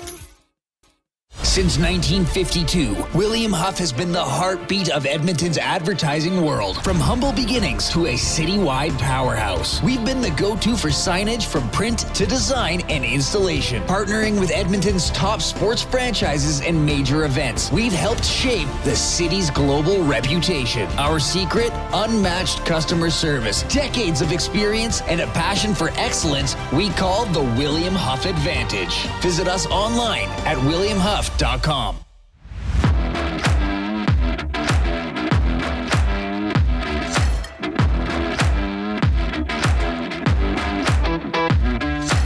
Edmonton Sports Talk is presented by Play Alberta. Make your bets count for you and everyone else with the Play Alberta app. With hundreds of player prop bets on the biggest leagues, NFL, CFL, NHL, NBA, Major League Baseball, you name it. You're not just playing for fun, you're supporting your province. Play Alberta revenue helps fund Alberta programs and services. Donate $50 today. Put in the promo code EST50 and get an exclusive $50 free bet to get started. EST50. 50. That was funny. Jay, I love you, buddy. You're a great teammate. What did I do? I just think sometimes doing exactly what I do isn't the best thing because I do a lot of idiotic stuff. That's why I admire you. No, but see, in this case, that what I did was physically dangerous. I wasn't even, I just knew you moved. 50. Okay. Yeah, I got you, baby. I got your back. I just saw Jay do that, and I was like, oh, my God. What if he starts mimicking all my actions? What did they say? And then one day it's like, hey, look, Jay, my hand's in this blender. And the blender's turned off, but you're next to a blender that's turned on. Oh, yeah, that would be a bad move. Isn't they say imitation is the greatest form of flattery? Yeah, it really is. It really is. There you go. Oh, my goodness. Great to have Ben Maller on the show from Fox Sports Radio in Los Angeles talking about the World Series, the Dodgers, the Blue Jays, about Donaires and poutine and Canadian trivia. He texted me already that he's very happy with the Canadian trivia. I have no doubt that will come up on his show overnight. He seemed quite happy. Well, and speaking of meandering, we did meander with, obviously, with Ben Maller. We're probably going to meander with Jay Onrait later in the show, too. Jay Onrait's segment will... I don't know where it's going to go. It could be a sports segment. It could be not a sports segment. He could talk about his bowel I have movements. a hard-hitting question for him right off the top. Oh, really? Yeah, it's very... He might have a hard-hitting question for you. Well... Or he might have a critique of you. Oh, I'm always open to Because critique. a couple of weeks ago, you criticized, you slammed people who give out cans of pop on Halloween. 100%. And Jay thinks that doesn't happen. He thinks you're fabricating that What happens. do you mean? Did he think it was unfair of me to slam those? No, he thinks that people don't give out cans of pop on Halloween. He thinks that doesn't happen. Didn't he grow up in Athabasca? Yes. I think that would be the heartland of giving out pop for Halloween. The heartland, so to speak, of it. Well, I guess we'll discuss. Yeah. Well, I'm sure he will bring it up. We're in the Canadian Brewhouse studio. Win big this football season at the Canadian Brewhouse. Score your shot at a trip to the Super Bowl, weekly prizes, and more. Plus $1 off Budweiser and Bud Light tankards. Details at the CanadianBrewhouse.com. The Oilers did not practice today. They will play the Utah Mammoth tomorrow, who have won 7 straight They're 8-2. They're doing incredible. The Oilers are 4-4-2 and look anything but incredible. So morning skate tomorrow. I'm hoping to go. I think Tom will probably go as well. 6:30 GCL Diesel Oil Stream pregame show with Tom Gazzola for the 7:30 game, and then Tom's on after the game for the postgame show. I guess I'm on after tomorrow night's game. Yes, the old home game with Reid's Reid. So we'll see if the Oilers can start to play with a little more energy. Time for buying or selling for Damon Bunting, a consistent top-producing realtor in the greater Edmonton area for over 18 years. He and his team would love to help you find that right home or make the move from your current home. Community-driven, he understands what it takes to make a difference in our city. Check him out, DamonBunting.com. Instagram handle, Damon Bunting Real Estate. So we want to dive into a little bit here on the Edmonton Elks, who ended the season 7-11 for the second straight year. For the fifth straight year, they are not in the playoffs. This is the worst run of years in franchise history. Mm-hmm. We are living it. We many of you lived the Oilers' decade of darkness. I guess we're the half decade of hell for the Elks. Many people are hopeful that there's a foundation in place for next season, that there'll be some continuity, and that they'll have a better start to the season, which is really what kept them out of the playoffs this year. Do the math. They finished 7-11. They were 1-6. So they went 6-5 in their last 11 games, which is not a world beater of a record. But if they would have been slightly above 500 in the first 7, well, if they went 4-3 in the first, totally different season. You got a 10-win season. You're in the playoffs. Maybe even got a home game, depending on who you would have beat along the way. But a lot of discussion about the quarterback position. Here's Cody Fajardo on next year. If I play football next year, it'll be here. I'll say that, barring something crazy that happens, and there's a lot of movement. But if everything goes as I would like it to go and things go as expected, I would love nothing more than to wear the green and gold again. And to be the starting quarterback for a team that hasn't made the playoffs since 2019, and to be a quarterback that can take this team to the playoffs. I would love nothing more than that. I just don't know at this point in time. And I'll have some good conversations. I'll have some good pros and cons list. But it's going to be a emotional and a difficult offseason, I think, for me and my family. All right. So you heard him say it. If he plays football next year, he wants it to be here. Trey Ford answered some questions as well. Now, I was in the scrum. I went back and listened to the scrum today, and I tweeted on Saturday that Trey Ford didn't say much about his future. Listening to it again, he wasn't really asked about his future. And I suppose in that situation, what's he going to say? He's under contract. Yeah. Well, do you want to be an Elk next year? Well, I'm under contract. Of course I do. What else is he going to say? But here's kind of a significant portion of his Q&A. There was some good things to note early on and some bad things. I thought BC had our number all year. And those were the two games I feel like I didn't play well. The other ones I felt like I played okay against Winnipeg and Montreal and then Ottawa as well. But again, we were 1-4 at the time, not winning, so we had to make a change, and Cody came in and had an impact. So what changed mid-season? It wasn't just the quarterback change. Our team was just better, right? Our defense was playing better. I thought Rankin also stepped up. Our O-line was playing better, blocking. We just meshed well as a team and started playing better football. Okay, so here's what I'm hearing from Trey Ford. Now, I also think he has to sell himself in this scenario, and I don't blame him for that. That's not a criticism. It's a complex team sport, but every player is trying to get a contract and someplace to work and make as much money as possible.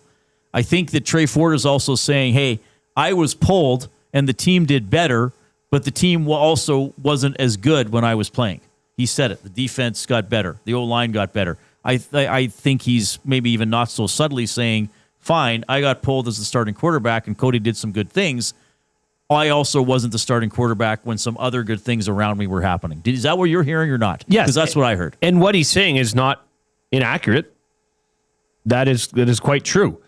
I believe the players in the locker room responded better to Cody as the quarterback.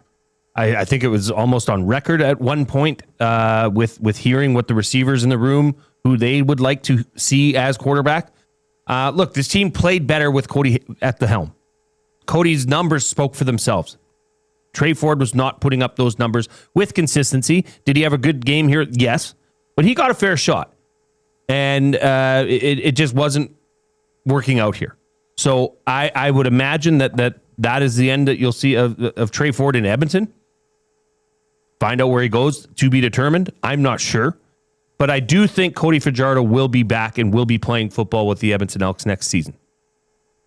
Mark Killam. Yeah, I would like Cody Fajardo to be under center. I think our football team, I think I really resonate with him as a human. I think the team feeds off that he has a chip on his shoulder when he takes the field. And again, that's not a shot on anyone. I feel like, Trey Ford can play quarterback in the CFL. If it's here, so be it. If it's not, maybe a fresh start is good for him. I think that I know he did learn from watching Cody, the way he conducted himself on a day-to-day basis in practice and meetings. I know that that's beneficial. I also know that, starting quarterbacks, it takes them a little while. You look across the league, guys like Trevor Harris, Vernon Adams, even Cody, they spent a lot of time as backups before they got their shot and before they really figured out who they wanted to be and how they were going to do that. And, Trey's no different. Well, and this was really interesting to me because Fajardo said this. I had great conversations with Trey, and I've told you guys time and time again, like I'm Trey Ford's biggest fan. I think he's a great quarterback. I think he's going to be a really good quarterback in this league, whether it's here or somebody else. And sometimes, I know this personally, sometimes you just need to go somewhere else, and it might spark something for you. I got to admit, I was a little surprised he said that. Without knowing what Ford had or hadn't said, that the guy who wants that job is saying, well, maybe the other guy who at this position needs a fresh start. I honestly think Cody is speaking from the heart there. I mean, what he's saying, I think he's meaning sincerely. Not because Trey's not in the way of him having the starting job. Okay. Regardless. You think he honestly wants him to go I think he honestly means that and honestly knows that Trey has only had his professional career here in Edmonton. Okay. And it has been polarizing and highly scrutinized. Right? Getting out of town, going to a market where, hey, you're not this version of Trey Ford. You create what version of Trey Ford you think would best suit this team. Yeah, it might do better for him. Nobody at Edmonton wants to see Trey Ford, and to be quite, go somewhere and just, fall off the face of the earth. I think generally Edmonton fans want him to succeed. And for Trey Ford, looking back on this in 3-4 years, using this as motivation to say, okay, these guys said this, like, I'm going to use this. I'm going to come back to Commonwealth Stadium and burn them. Right. That's what should fire you up. That's what should motivate you to move forward, get a fresh start somewhere else. I did find it interesting, though, back to Cody Fajardo, as to what Killam said, Coach Mark Killam said about Cody, is that they resonate with him as a human. And I think that's really important. Cody is a guy that's he's got a little bit of fire in his belly, right? A little bit of gumption, Reid. Yes. Something maybe the Oilers are lacking. I think that resonates with Coach Killam more than a reserved, quiet, less vocal person leading the team at quarterback. Ed Hervey spoke. Strong indications that Niles Morgan won't be back at linebacker after going through an injury-riddled season. And he wouldn't talk about specific areas he needs to target. I think we know what they are. Probably got to beef up the O-line. Probably would like some speed or game-breaking ability in the receiving core. And then, you're tinkering with some other areas as well. But place kicker? Competition. Competition at the very least. Absolutely. And again, if Fajardo is back, I think that's great. But then you got to have some strong. I'll put it this way: there are a lot of things to like about Fajardo. He's been in the league a while now. He has won his fair share of games. He has won a Grey Cup. You said it. The word that I like lately. He's got gumption, shrewd or spirited of initiative and resourcefulness. I question his arm strength. I do too. You're absolutely correct in doing that. And then I question sometimes his willingness also to let it fly. So I think now, to me, Cody Fajardo is like a perfect backup quarterback in the maybe, CFL. but I think with the right offense built around him, and maybe he can't throw the ball 50 yards down the field.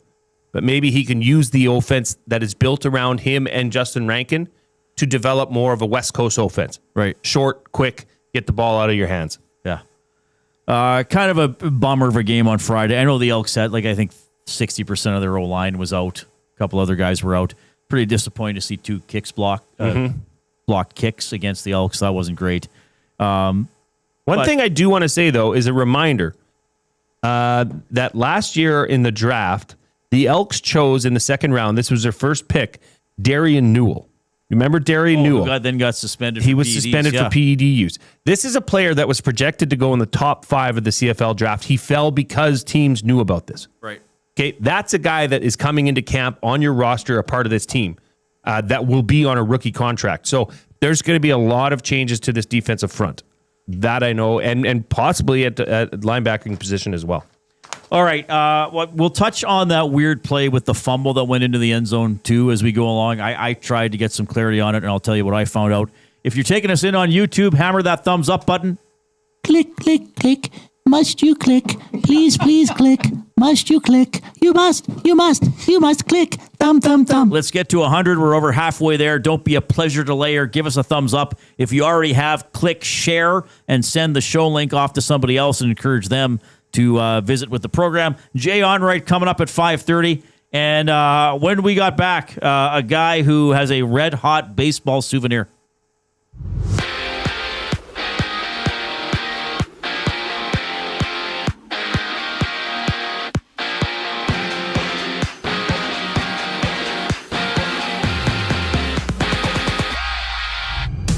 From LA, the Jays and Dodgers meet in Game 3 of the World Series. Max Scherzer to the bump for Toronto. Tyler Glasnow for the Dodgers. First pitch at 6 o'clock with the series tied at 1 apiece. Just 2 games in the NHL tonight. The Blues and Penguins face off at 5 o'clock while the Bruins battle the Senators at 5:30. Down south, Carson Wentz of the Vikings is out for the remainder of the season. He requires surgery to his shoulder. Wentz suffering the injury October 5th against the Browns. And he's played through a dislocated shoulder, torn labrum, and fractured socket. Monday Night Football. Kansas City faces Washington at 6:15. Join Lieutenant Eric for the game at Selly's Sports Bar and Lounge at Central Casino on Fort Road. In CFL news, the league announced that Regina will host the 2027 Grey Cup. 11 games in basketball. The Raptors take on Victor Wembanyama and the Spurs. Tip-off goes at 6. Elsewhere, Portland visits LA to take on the Lakers. Minnesota hosts Denver, and the Thunder challenge Cooper Flag and the Mavericks. The show rolls on after the break. I'm Zachary Kubish, keeping you up to date. The EST Hangout. The Steelers are still 4-2-0. They're not a bad team by any means. Aaron Rodgers is playing a good game. I'm sorry. I think he's underrated. Sorry. You think Aaron Rodgers is underrated? Is that what you just said? I do. You think Aaron Rodgers is underrated? Yes. Because he went to the New York Jets. He went to the Jets. The EST Hangout, presented by Sentinel Storage. Weekday mornings 9 to 11, only on Edmonton Sports Talk. Your clear choice for Edmonton sports. Canada is ready to party like it's 1993. That's right, the Blue Jays are back in the big one. Create space for your watch party with Sentinel Storage, official storage provider of the Toronto Blue Jays. Try 4 weeks free at sentinelstorage.ca. The temperature may be dropping, but the action's heating up. Play Alberta is offering odds boosts on every Oilers game all season long. This is your chance to score big. And for a limited time only, our listeners get an exclusive $50 free bet when they deposit $50 using EST50. That's code EST50 for an exclusive $50 free bet. Alberta wins with Play Alberta. Must be 18 plus to play. If you gamble, please use your game sense. EST Afternoons. I think they were pretty clear on the future of Trey Ford. I think all Cody Fajardo, Coach Mark Killam, and GM Ed Hervey all said he may benefit from a change of scenery. I mean, who knows? And that was pretty clear. I personally think it was pretty clear on Friday night when he was in the third role and still didn't see the field. EST Afternoons, weekday afternoons 1 to 3, only on Edmonton Sports Talk. Your clear choice for Edmonton sports. Where holiday cheer meets great beer. This season, celebrate at the Canadian Brewhouse. From plated dinners and festive buffets to casual pub-style parties, we've got the perfect space for your crew. Book your holiday party today at thecanadianbrewhouse.com. The Oil Stream. Those guys make $20 million, and I would say those two guys are probably most largely to blame for this poor start this year. Bouchard was minus 10 going into the game last night. I know Bouch has been getting ripped, and rightfully so, but man, there is nothing right now that I'm seeing in Darnell Nurse's game that Troy Stetcher can't do. The Oil Stream, presented by Boston Pizza. Monday, Wednesday, and Friday afternoons at noon. Only on Edmonton Sports Talk. Your clear choice for Edmonton sports.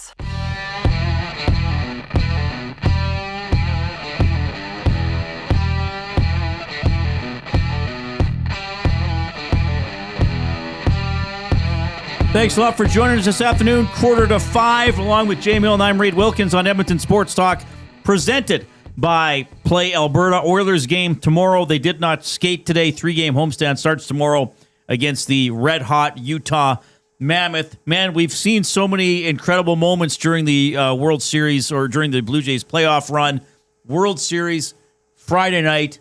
Whether the Jays win or lose this series, this is going to be a signature moment from this series. Coob here, we got a unique angle of the video of Barger's Grand Slam. For everybody on YouTube, and if not, you'll hear it. You can imagine it. What do we have here?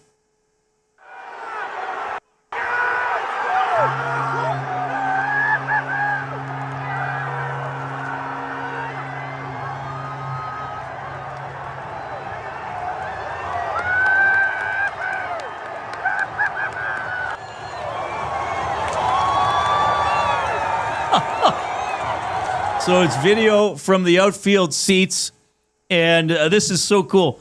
The gentleman who caught the home run ball, the grand slam ball, Austin Jenkins, joining us on Edmonton Sports Talk. Austin, it's Reid and Jay. How are you? I'm good, guys. How you doing? It's been a wild few days for me here, so I'm just I'm still living the emotions of that moment. And man, it's been a crazy few days. Just the amount of texts and calls I've been getting from people. It's been nothing short of amazing. Well, thanks for hopping on Edmonton here. Ben Thompson, who works with us, I think you guys have a mutual acquaintance or something like that. So thanks for being willing to do this. Yeah, we do. Yeah. So that video there, tell us about that if you can.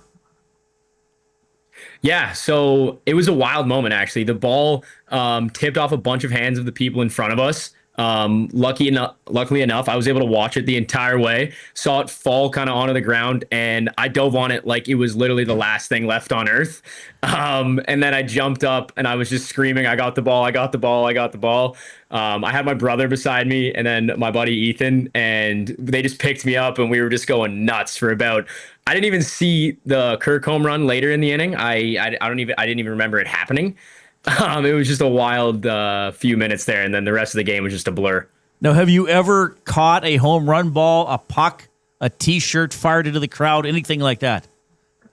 Nothing like that. Actually, funny enough, I was at a game earlier in the year, and a foul ball was coming right towards me, and I missed it. I completely missed it, and my buddy Ethan, who I was with, has been making fun of me about it for the last few months. And then funny enough, he got to see me redeem myself with that grand slam ball. So it's been kind of full circle how the year started. Okay. Now, do you go to a lot of Jays games, or is this pretty unique for you to be at a game? What about that? I try to go to a few throughout the year. I think I went to maybe 7 or 8 this year in the regular season. And then I was able to go in the ALDS. And then lucky enough, now I was back in the building for the World Series. And yeah, couldn't really have asked for anything better because, man, oh man, spending the money on those tickets really paid off. How old are you? I'm 22. 22. Okay, so you were not with us in 92 and 93. No, I was not. You would, I mean, and I know they've been in the playoffs and certainly in 15 and like the 2015 and 2016 resonate with you even that they went to the ALCS? Yeah, so I actually got to go to one of the games when they were in the ALCS for the last time against Kansas. So being able to be there now in the World Series and just watch what they did in Game 7 against Seattle and then be able to be in the building for Game 1 of the World Series was something that I've dreamed of my entire life. Like, I've been a Jays fan forever. Like, I remember when the Jays got David Price back in the day. Even when I was a young kid, I was like, oh my gosh, we're going to win the World Series. So now actually being there, it's super cool. All right, so you have the home run ball. I mean, somebody posted in our chat, has Barger reached out to try to get the ball from you? Like anything like that going on? Yeah, so I did actually hear from the player relations department with the team. They reached out to me today, actually. So they're interested in having a conversation on what it's going to take to get the ball back. But like I said to them, and I've just been saying to everyone who's been asking me that, is I need to wait for my emotions to calm down, because my heart rate's been over 100 for the last 3 days. So I need to wait to calm down before I decide what I'm going to do with the ball, because I've been hearing everything and anything from people about what's going to happen with the ball. So when you first get it, when you first get the ball and you're your hands up in the air, you've got this Grand Slam World Series ball. Walk us through what happened, say, in the next 10 minutes. Like, were you whisked away by security? Was it kind of a little bit of a sketchy experience at that point, or how did that pan out? Yeah, actually, funny enough, I'm not gonna lie, it was the most Canadian thing I think I've ever been a part of. Everyone around was so nice. No one fought me to try and get the ball off me. Everyone was coming up, congratulating me, asking to take a picture with me in the ball. And then how I got all the video footage was everyone around me was like, "Hey, I got a cool video. Do you want me to airdrop it to you? Do you want me to send it to you?" So it was fantastic. Like, the security came down, asked if I was fine. I said, "Yeah, I'm good." And then, yeah, it was just a bunch. After that, it was a bunch of people just coming up being like, "Hey man, here's a video. Do you want it? Hey, here's a photo. Can I grab a photo?" So yeah, it was awesome. And it just shows, like, again, like what Toronto sports mean and Canadian sports mean, like, all across the world. Like, people, they're just happy for everyone and they just want to be in the moment. Austin Jenkins joining us on the Reid Wilkins Show. He caught the Barger home run grand slam ball on Friday night. So I don't want to be too leading with this, but you mentioned Blue Jays player relations has reached out for you. When we said we were going to have you on, a couple people said, like, "Oh, well, he'll never work another day in his life. He's going to sell the ball." And I'm like, okay, settle down, everybody. Like, is that kind of where you're at? Just settle down, everybody. I'm not looking to be greedy here or anything. Like, just roll with it. Yeah, I'm just looking to ride out the wave of this, like, wild emotions that I've been feeling. And then, like, I haven't even thought about it. I've just been hearing things from everybody and anyone. So that's what I've just been saying. I'm like, hey, let's just calm down here. Let me actually figure out what is going on here, and actually, like, because I realize the significance of the ball, how it's the first pinch hit grand slam in World Series history. So it's just like, for me, being able to be a part of MLB history is just like a dream come true. It's something I would see in movies and never think could happen to me. So yeah, it's just something I gotta wait for my emotions to die down, and then I'll make a decision on what I'm gonna do with the ball. I was going to say, do you keep it on lock and key? Like, is it on your person with you wherever you go? Do you have the ball with you right now? So funny enough, I live in Toronto. I got an apartment in Toronto. When I had the ball, I realized I don't think I should have this in my possession. This needs to be somewhere safe. So I went back to my hometown where my parents live, bought a case for the ball, put it in a case, and then I put it in my parents' safe. So that ball is under some pretty high security right now. I didn't want to take any risk of having it in my apartment and one of my buddies coming over and feeling a little too good and grabbing that ball. Hey, threw this ball off the balcony. Yeah. So I'm wondering if you can take us inside the stadium for that inning, right? Because it went from, I know you mentioned the Alejandro Kirk home run, you don't remember, but it went from 2-2 to 4-2 to 9-2, just the momentum, the feeling in the crowd of the Jays having that huge rally. Yeah, it was, to be honest, before that, like in the fifth, it was kind of like the emotions were a little low. Like, everyone was standing for the first few innings, and then people started to sit down. People started to get a little down basically on themselves and the team. And then the minute that first run got walked home, it was like, okay, we got something going here. So the energy picked up, and then once that grand slam got hit, it's the loudest I've ever heard a building in my entire life. Maybe that's just because I was, in that moment with the ball, but I don't think I've ever heard a building erupt that loud ever. And it was so cool to just see people going nuts and everyone around each other. Even if you didn't know them, you were hugging them, you were high-fiving. So yeah, you just could tell what the moment meant to Toronto and to Canada. Yeah, I just want to clarify here. So the ball deflected from in front of you, and then did you catch it, or did you have to get it up off the ground? So it was coming at us. Like, my brother and my buddy and I, we were like, oh, it's coming right at us, So it landed actually 2 rows ahead of us. It bounced up off a guy's finger, and then it landed in the seat right in front of me, like probably 2 seats over. And I dove on the ground like I was diving on a fumble on the 1 yard line. And I came up with the ball, and it was fantastic. We're on the Oil Country Towing video hotline here with Austin Jenkins. All right, so what do you think now?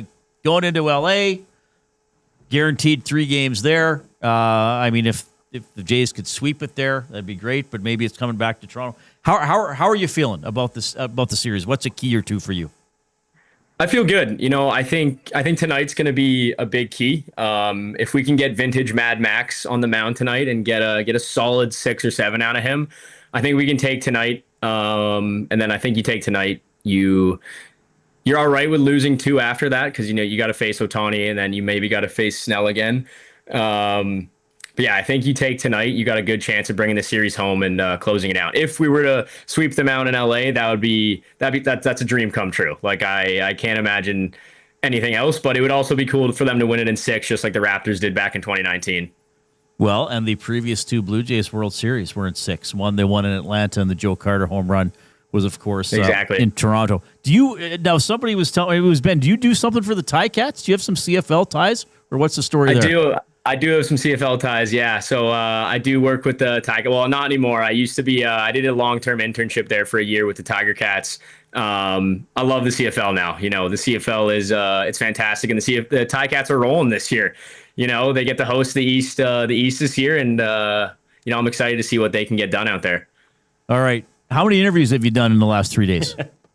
This would be my 5th now. So it's been crazy, especially never doing an interview before. So it's been a super cool experience, and I'm not taking anything lightly, and I'm just soaking up the moment, and I'm happy to be here right now. Well, I'll tell you what, you're very well spoken. We appreciate you joining us, especially on relatively short notice. And as much as Jay and I like to think we're the biggest broadcasters in the world, probably with 2 guys you'd never heard of before. So we appreciate that. All I can tell you is whatever you decide to do with the ball, that's your choice. But man, oh man, soak these moments up, man. You got a great story for the rest of your life. So cherish that. Yeah, for sure. It's going to be something that's going to live in my family forever. Like, especially the photos I was able to get with my brother picking me up from random people. It's something my parents they cried over. And I think that's going to be what it's going to be forever. So it's awesome. I do have one parting word for you, Austin, that is sell. Yeah. Sell high. Sell high. You got it, man. Sell, you can do it. This will be, well, maybe we'll have to do a follow-up or something and see how it goes, a month down the road. We can reconnect in a few weeks, and I'll let you guys know what's going on. Austin, thank you so much. Enjoy, just over an hour away here from Game 3, and enjoy the road to the Grey Cup as well. Really appreciate you checking in. Thank you very much. Go Jays, and let's go Mad Max. There we go. Austin Jenkins, big Blue Jays supporter, has the Addison Barger Grand Slam ball. But what a story! Like what an amazing thing to happen. I mean, it's one thing to say, "Hey, I went to a baseball game, I got a ball." It's like, okay, yeah, you and thousands of other people this year. Like, cool. Hey, I have the Addison Barger Grand Slam ball that sent the nation into a tizzy. Like, that's pretty cool. Isn't that? And yeah. You wonder what was, it was very, I found it very calming for him to tell us that everything was cool after he came back to his seats and there were no threats or anything like that. Very Canadian, right? The response from those sitting around him. It was the first postseason Grand Slam in Toronto history. I mean, there's a lot of significance to that ball. Of which, and that's the other thing. Like, so what do? You don't just put it on Marketplace. Like, obviously, put it on Kijiji. Obviously, Toronto has reached out, right? And I don't know what that would entail. I don't know if a major league team would pay for the ball. No, but they could say, hey, you want season seats for the rest of your life? Stuff like that, sure. Right? Like, there's a lot of value that he has. So that'll be interesting. I mean, eventually it'll come out what has happened to this ball. I don't think it's just going to sit in his room or in his trophy room for, the rest of time. You might want to strike a little bit while the iron's hot. Wink, wink, nudge, nudge. But fantastic story. To have it on video was pretty cool, too. The off-topic topic for William Hoff. Tell us about a time you caught or won something at a sporting event. So if you think anything along those lines, you can email Reid at EdmontonSportsTalk.com, Jay at EdmontonSportsTalk.com. And, of course, you can text the afternoon inbox 780-218-9999, presented by River Cree Resort and Casino. Happy hour featuring $5.25 drinks, available Sunday to Thursday, 9 a.m. to 7 p.m. All right, we have fired up for Gemco. We have our words of the day for the Edmonton Public Library.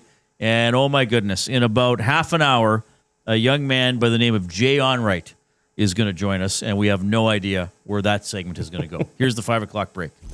Two guys and a goalie. It's okay for people to refer to the Blue Jays as Canada's team. I think it is. My reasoning behind it is because a lot of people don't really pay attention. They won't even watch Jays in 30. But, like, my wife is caught up in it right now. My wife as well. So we're planning on watching the Jays game. This is great. I love it. Two guys and a goalie, presented by GS Construction. Tuesday and Thursday afternoons at noon, only on Edmonton Sports Talk. Your clear choice for Edmonton sports.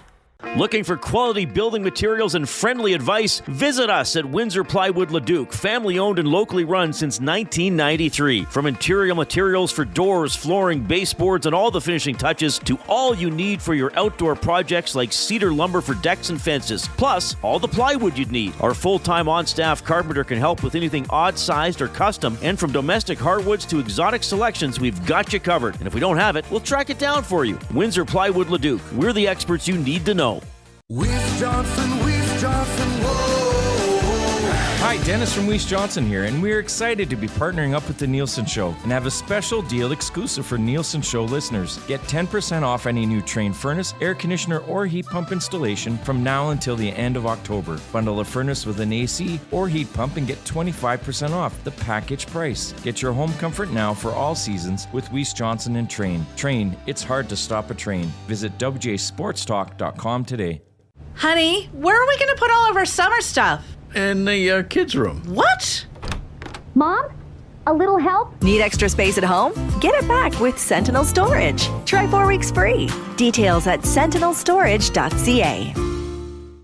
Running your own small business takes courage, and as it grows, so does your team. That's why Alberta Blue Cross offers health, dental, life, disability, and wellness benefits designed for small businesses. Because we know a healthy team means a thriving business. Join over 5,000 Alberta businesses who have chosen us to help their business grow and succeed. Alberta Blue Cross takes care of you and your employees, so you can take care of your business. Visit ab.bluecross.ca to find a plan that's right for you.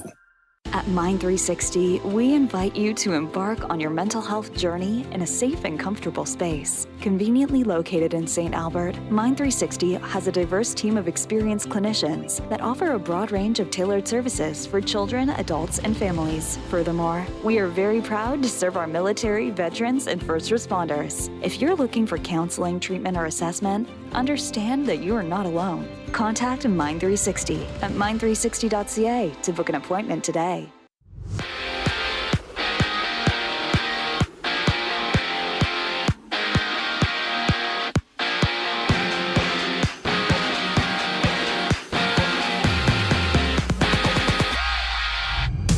From the City of Angels, the Jays and Dodgers matchup for Game 3 of the Fall Classic. Max Scherzer gets the ball for Toronto. Tyler Glasnow for LA. First pitch goes at 6 with the series tied at 1 apiece. And Mookie Betts of the Dodgers has won the Roberto Clemente Award, which recognizes a major leaguer who represents the sport through character and community involvement. On the ice, St. Louis takes on Pittsburgh while Ottawa plays host to Boston. The Blues and Penguins begin the night in just a moment. NFL action, the Chiefs battle the Commanders in primetime action.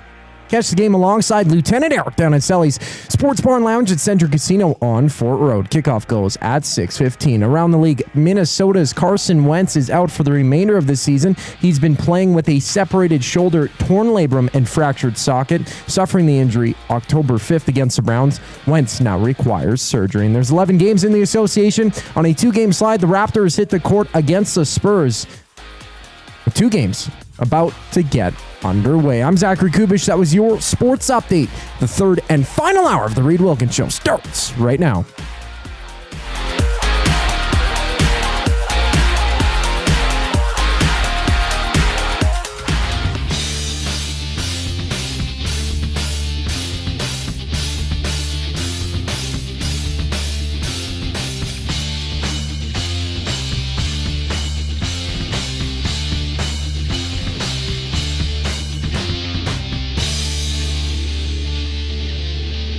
Going on? Are we back right now? Are we on? Is this live? What's that guy's name? Cam Scatterbo. Yeah, so I didn't watch a lot of NFL yesterday. And then as seeing stuff on social media throughout the day, I realized he suffered a pretty bad injury. And Jay is now just showing me the video. His foot was almost turned around backwards, wasn't it? Pretty bad. Do you remember Moises Alou? Moises Alou, of course. When he was sitting there and the guy had to tag him out and his foot's like all turned the wrong way. Oh, my goodness. Nothing like a gruesome injury, Jay. Ugh, awful. We are in the Canadian Brewhouse studio. Pizza Sunday is back at the Canadian Brewhouse. After 4 p.m., grab an 8-inch 2-topping pizza for just $9.99. Wash it down with $6.99 doubles and $1 off Bud Light tankards. Jay Onright's going to join us at the bottom of the hour. We just had Austin Jenkins on the show. He caught picked up the Addison Barger. Oh, my goodness. Pardon me. That was disgusting. That's like the loudest burp I've ever had on air. What the heck just happened? I'm going to be reprimanded. That caught me by surprise. Did you have a splash of Coke during the commercial break? No, I didn't have a splash of Coke. I had pretzels. I just had a big burp. That's horrible. Sometimes you got to get it out. I apologize to everybody offended by bodily functions. Clip it. Oh, man. My goodness. My daughter burped yesterday at the kitchen table during supper. And she said, "Excuse me," after, but it was like, whoa, where'd that come from? Yeah. That was just, I don't know if it was from the water or what. That's good. Things are moving, Reid. Well, yeah. That's healthy. Burp. I got nothing like a healthy burp.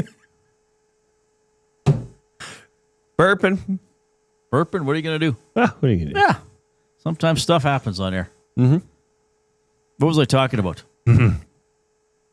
Fired up? No, we were talking about something else first. Scatterbo. Yeah. Though the ankle injury was gross. Yeah, it's terrible. Yeah. Those, oh, man. And his body went into immediate shock. He was, reacting and, that's a tough one, Coob. Well, the worst part about it, when it initially happened and they showed the replay, it looked bad, but then they had the lower angle of it, and he just sat there and he just pure shock, just sitting there, and you're like, yeah, I'm looking away. Yeah. I don't think they showed too many Those are angles gruesome. of that. Do you remember I interviewed him once, the Vanier Cup injury? What was the gentleman's name for the Dinos? I'm trying to recall this, Reid. Matt Henry, 2007 Vanier Cup. He wound up playing for the so he was in Manitoba. So yes. So what you want to do to your friends is you say, hey, take a look at this play from this football game. And Matt Henry is running and he gets tackled. And then he just sort of sits there. And then they show the slow motion of it. And he took a helmet about a quarter of the way down from his hip to his knee. And then he kind of pinwheels to the side and his leg flops over and his shoe hits him in the side. His leg broke way up high. Golly. And it's just like, oh my God. And then he probably burped while he was doing it too. Yeah, no. Talking about injuries, that's... The visuals are just too much to handle. Apparently, some people in the chat not... I don't know what's upsetting people more, my burp or bringing up the Matt Henry injury. Could be a tight race. What's more disgusting? All right, let's indeed do Fired Up for Gemco Fireplaces, proudly serving Edmonton and area for 45 years. The authorized dealer for Napoleon Fireplaces. Whether it's gas or wood burning, look no further than Canadian-made Napoleon Fireplaces. All the Napoleon products you need are available at Gemco, 9281 50th Street. Can I just start here with the Rankin play that doesn't make any sense to anybody? Oh, yes. Oh, sure. All right. So first half, second quarter, Rankin appears to score a touchdown for the Elks.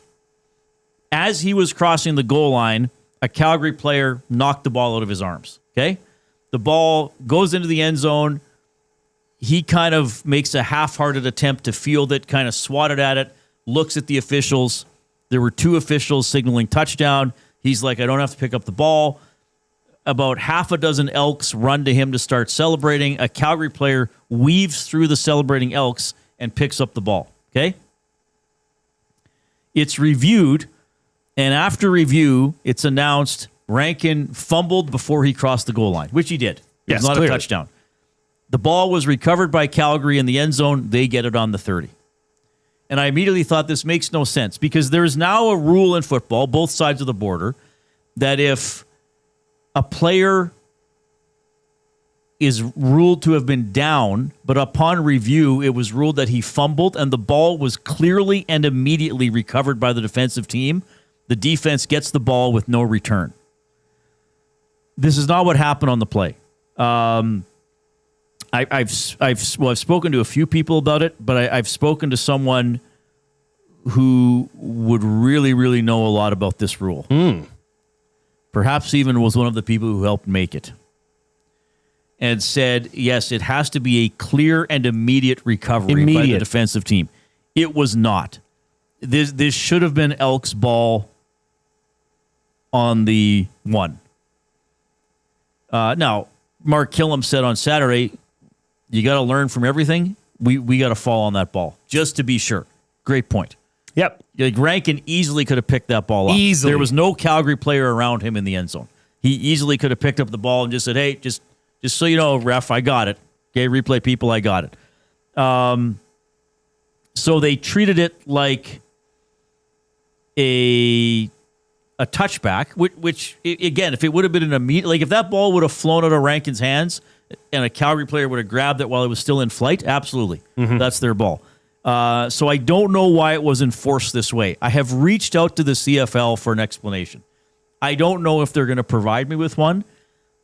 And I'm not doing this to be difficult. I actually want to know why it was ruled that way. You know, like this didn't cost the Elks a playoff spot. It didn't probably cost them the game. It certainly cost them a lot of momentum in the game. I mean, it cost them being down by 6 instead of, 13? So I just don't understand why they enforced it that way. That's probably the best way to say it, is why it was enforced the way it was. Because even though, and let's be clear, the onus here falls squarely on the shoulders of Justin Rankin. Finish the play, and if you think it's, maybe came out, just grab it. Pick up the ball. Just be sure. None of this is being talked about. However, both officials put their arms up. What does that signify in the CFL? Yeah, end of the play. Play's over. Done. The ball is dead. Okay? So for them then to say, okay, Calgary picked it up, not, 3 or 4 seconds had passed after this ball, the dead ball had been lying on the ground? Yeah. But that's what I've been saying on the Green and Gold postgame show is, where's the command center to come in and make sense of this? Well, they're the when ones you that made want the it. call. They're the ones that made the call. Well, then, Reid, honestly, they just screwed it up. That's just a plain out screw up. Yeah. It is. And you can't justify it otherwise. You can't. Not given the factors that came right after that. I just want to know if there's some rule I don't know about. I was looking at the CFL rule book online. I couldn't find anything. I talked to somebody who would know a lot about this, who said it has to be a clear and immediate recovery by the defensive team. It was clear. A Calgary guy went and picked it up. You and I watched it. It was about 4 seconds after Rankin crossed the goal line, because the Elks players were running to celebrate, and he had to weave his way and think, oh, maybe I should pick up the ball. Maybe they just said it was clear that he recovered it. But the ball was dead. The play was dead. Again, as far as I know, it has to be clear and immediate. So I don't get it. I want an explanation. I don't know if I'm going to get a reply. I mean, the CFL may not want to set a precedent of replying to inquiries from talk show hosts about their rules, though I think it would maybe help them. Well, probably should. But here's the thing. If they screwed up, are they going to be like, let's email Reid Wilkins back and tell them the CFL made a mistake? No. Of course not. So the way I figure it, if there's a logical explanation, they'll email me back. If they're saying, no, Reid, sorry. Like I even said, hey, this is what I thought would happen. And I even said, maybe I don't know the entire rule. Can you help me? Like I didn't do it in a mouthy way. No. I didn't do it in my home city team got screwed. Because I literally want to know. It was a nothing burger of a game. Right. Absolute zero meaning for the Elks. So I don't know. So if they have an explanation, I would hope they would give it to me. Hey, Reid, thanks for your curiosity and your interest in the league. It is a little known rule that this, and then happened. What you know is correct on other parts of the field. Fine, tell me. So if they don't reply, does that mean they are ignoring me because they don't want to set a precedent of talking to the media directly? Or does it mean we screwed up and we don't want to admit it to a talk show host? Well, nobody knows. We won't know. I just don't know how that can happen. And you have a command center that is in place to enforce and rule on situations just like this. And it seems like for the last 3-4 weeks, for the Elks fans anyways, that this has been a complete letdown of the rules that are, made up by the CFO. Right. Enforce them. Yeah. But this one I really didn't understand. I really didn't understand because, we've seen this balls be fumbled and then replaced at a certain point or whatever. So many people were fired up about that. You were. I was confused. I get fired up about a lot of things. Yeah, what else, post game? What do you have today? What else? What do I have? Well, I'm fired up for the Blue Jays game 1. 7 million viewers. That was the most watched Blue Jays game in Sportsnet history. Really? Yes. That was game 1 on Friday night. Okay. You know what the second most viewed game is? Saturday night. Yeah, probably game 2. 6.6 million viewers. So clearly Canada has their collective eyes on this series. Yeah. Right? That's always nice to see. Hey, big numbies? You big numbers guy? Well, it's cool people are watching. And all this Canada's team or stuff, it doesn't matter. Enjoy watching. If you're jumping on the bandwagon, who cares? You're enjoying it. Well, okay, so numbers, great. Boom, good. You said you had something that you wanted to tell me. All right, so something strange happened. I don't even know if this counts as a fire. Well, it's fired up about being strange. So I was out running a lot of errands and shopping and grabbing stuff yesterday, okay? So in my wallet for a while, I have had a gift card to Sherbrooke Liquor Store, okay? North of Westmount there, around that traffic circle that's no longer a traffic circle. I went to use it in the summer. I grabbed some beer. I was like, hey, I got this gift card. I've had this gift card a while, probably at least a couple of years, and I know I've used it. Like you chip away at it.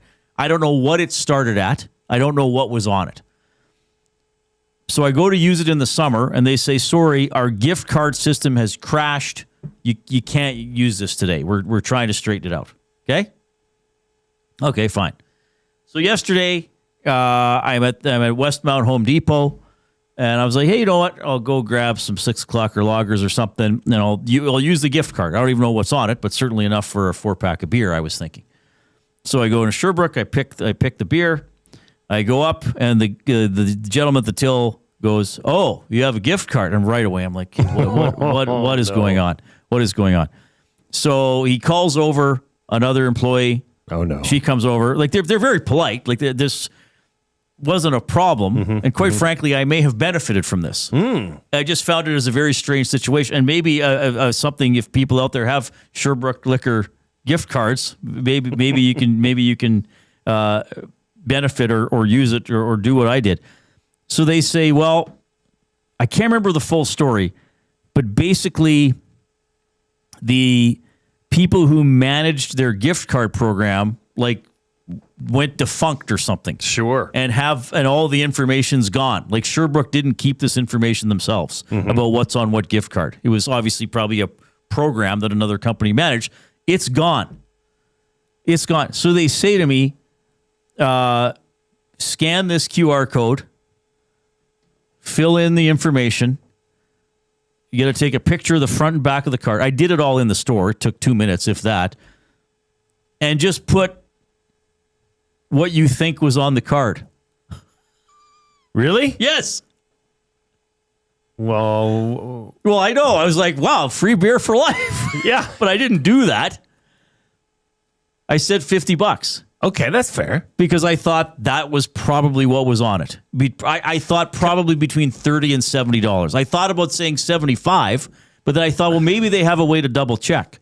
And then after I filled it out, she was like, we really are just going to trust people. Though they said they are going to audit all the submissions. So if maybe somebody says like, oh, I had a $700 gift card, they're probably going to say, come on. They probably didn't issue those. We don't sell those. Okay, let's back up here. Right. When and where did you don't want to say who, but like, was this a colleague or was this from a family member? I think it was from a family member, either my parents or a cousin. Okay. That's how long I've had the card for a while. Probably a couple years, maybe longer. Probably it was probably a $100 gift card. Here's why I said 50, because I think it was a $100 gift card, and I was pretty sure I'd used it at least once before. Okay, so you're being honest, right? To your knowledge, you could have said, "I could have said I have a baseball. Would you like to trade for that?" Yeah, exactly. Okay, so $50, and they're going to audit it. That's what they said. I guess, yeah. I got news for you, Reid. They're just going to say yes. There ain't no auditing going on.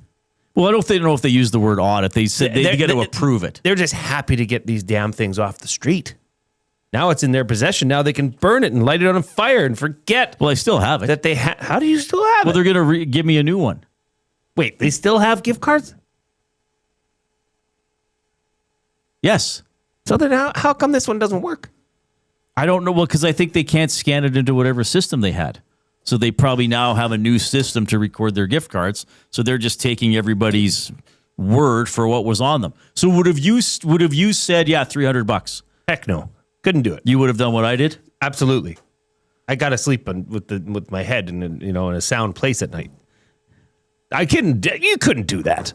I certainly couldn't. Sounds like they would know, and they would know. It would probably be rare for them to sell a gift card of more than 100. Well, would you not think? I mean, they've been around a long time. Maybe some too. retirement gift. Some Jablonski's grandpa gets 500 or something. I don't know. They may have been born at night, but it wasn't last night. Right? Okay. I wouldn't have done that. I think the way you handled it was great. Now, hang on a sec. What do you mean? So did you just say, look, I would like to just leave with this done? No, I paid for the beer yesterday. So they're going to send me a message to go get the new gift card. Come on, Reid.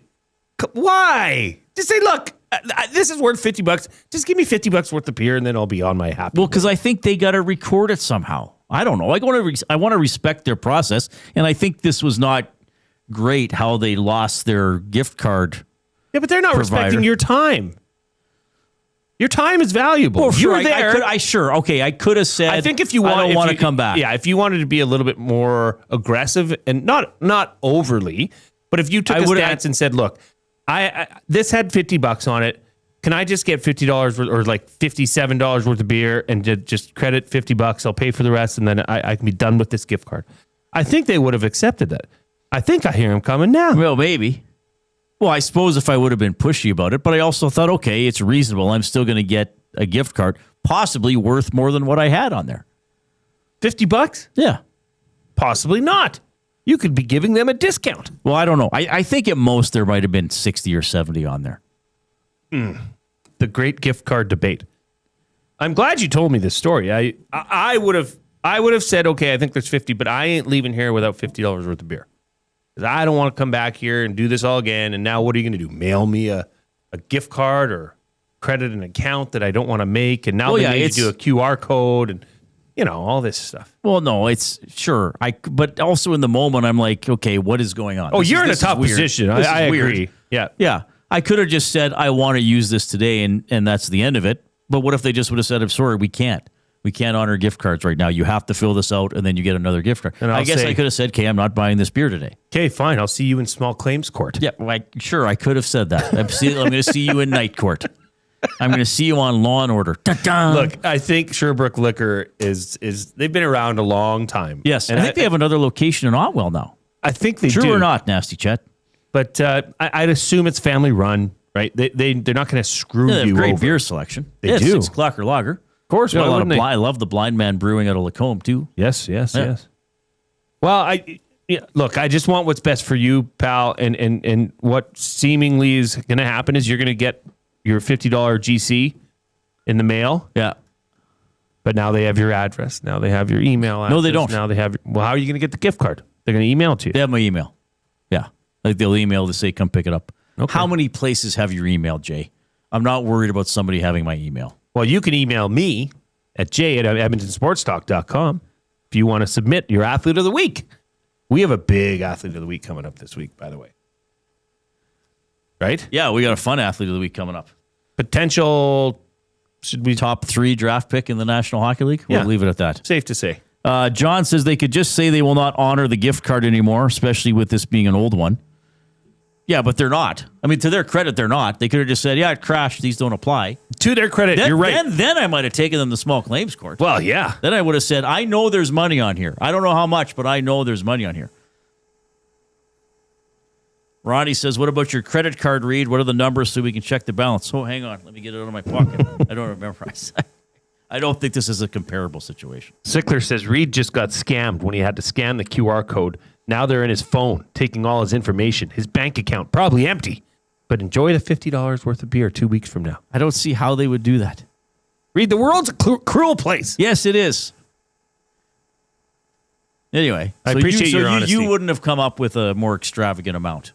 Oh, no. I would have been honest, but I ain't leaving here until I get my $50 worth of beer. You would have demanded. I would have walked out with this, so we don't have to deal with this. I'm not coming back here to do this. I'll come back and purchase some of your fine product. But for today, let's just put this to bed. It was $50.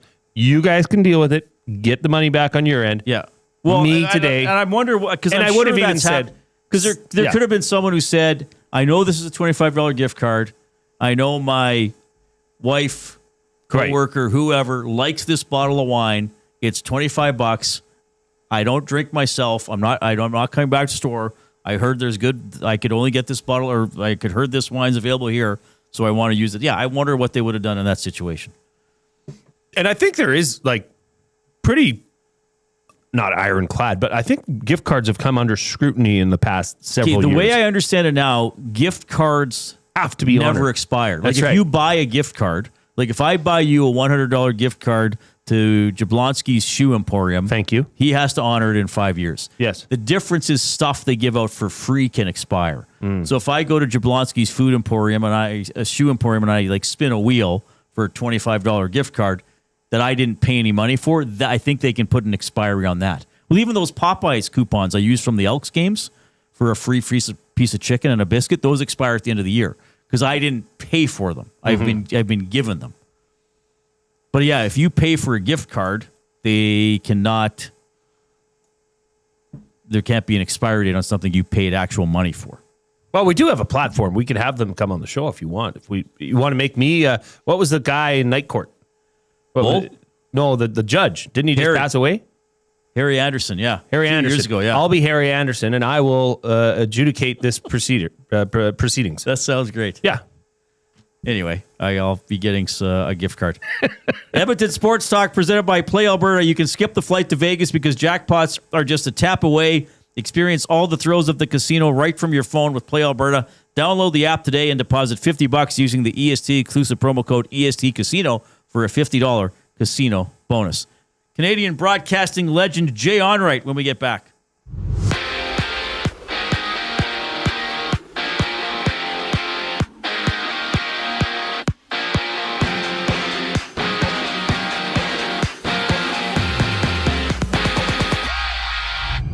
It's a tied series between the Jays and Dodgers. They play Game 3 of the World Series. Max Scherzer gets the ball for the Jays. Tyler Glasnow on the other side with first pitch at 6. NHL action. The Penguins struck twice in the first minute of the game against St. Louis. Right now they're up 2-0 over the Blues with about 8 minutes left in the first. And in a few moments at 5:30, Boston faces Ottawa. Football news, Carson Wentz of the Vikings is out for the remainder of the year.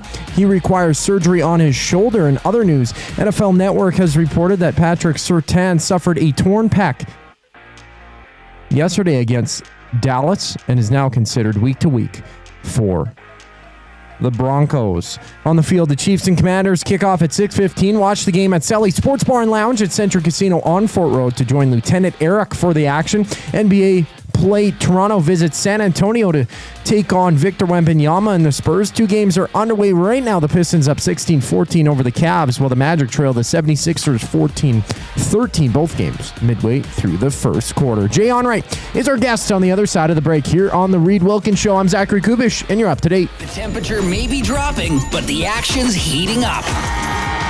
Play Alberta is offering odds boosts on every Oilers game all season long. This is your chance to score big. And for a limited time only, our listeners get an exclusive $50 free bet when they deposit $50 using EST50. That's code EST50 for an exclusive $50 free bet. Alberta wins with Play Alberta. Must be 18 plus to play. If you gamble, please use your game sense.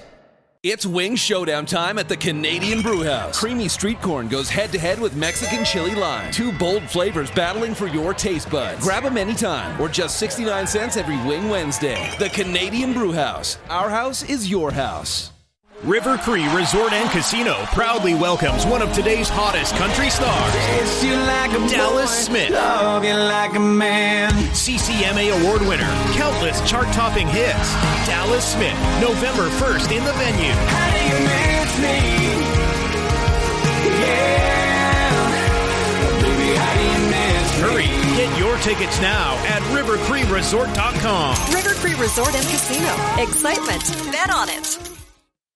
Canada is ready to party like it's 1993. That's right, the Blue Jays are back in the big one. Create space for your watch party with Sentinel Storage, official storage provider of the Toronto Blue Jays. Try 4 weeks free at sentinelstorage.ca.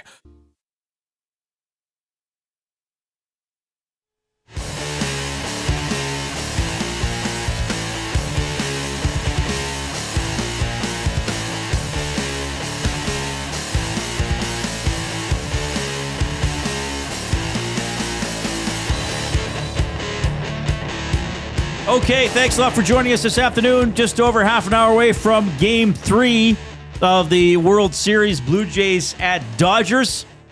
We had a great guest out of Los Angeles earlier today, Ben Maller from the Ben Maller Show on Fox Sports Radio. We talked to Austin Jenkins, who has the Barger Grand Slam home run ball from Friday night. The series is 1-1, of course.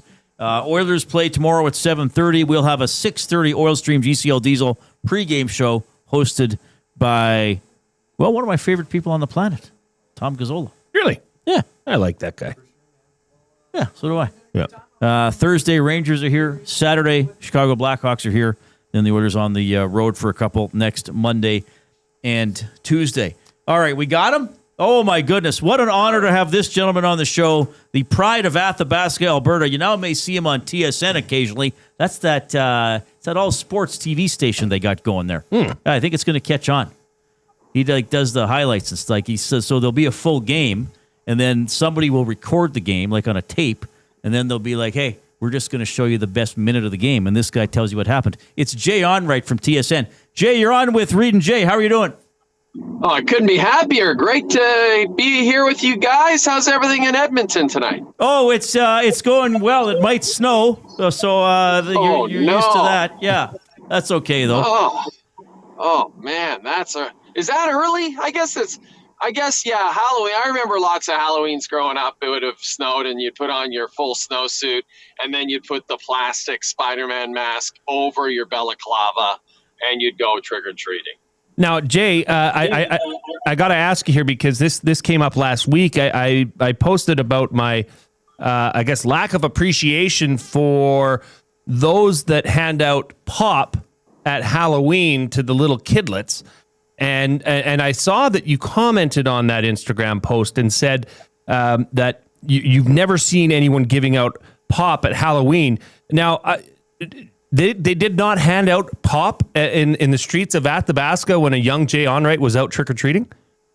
Absolutely not. Yeah, I mean, if they did, it would definitely have been Western Family brand pop. Definitely, we would not have had the cool pop. We would have had the Western Family stuff. But Jay, what neighborhood are you are you living in, like Atlanta, Georgia, near the Coca-Cola plant? Like, who's giving out pop for trick-or-treating? It's like giving out bricks to kids and having them haul bricks around in their little sacks. It's true. That's why I don't like it. But we live outside of the city, so we're on an acreage, and that seems to be the choice at some homes.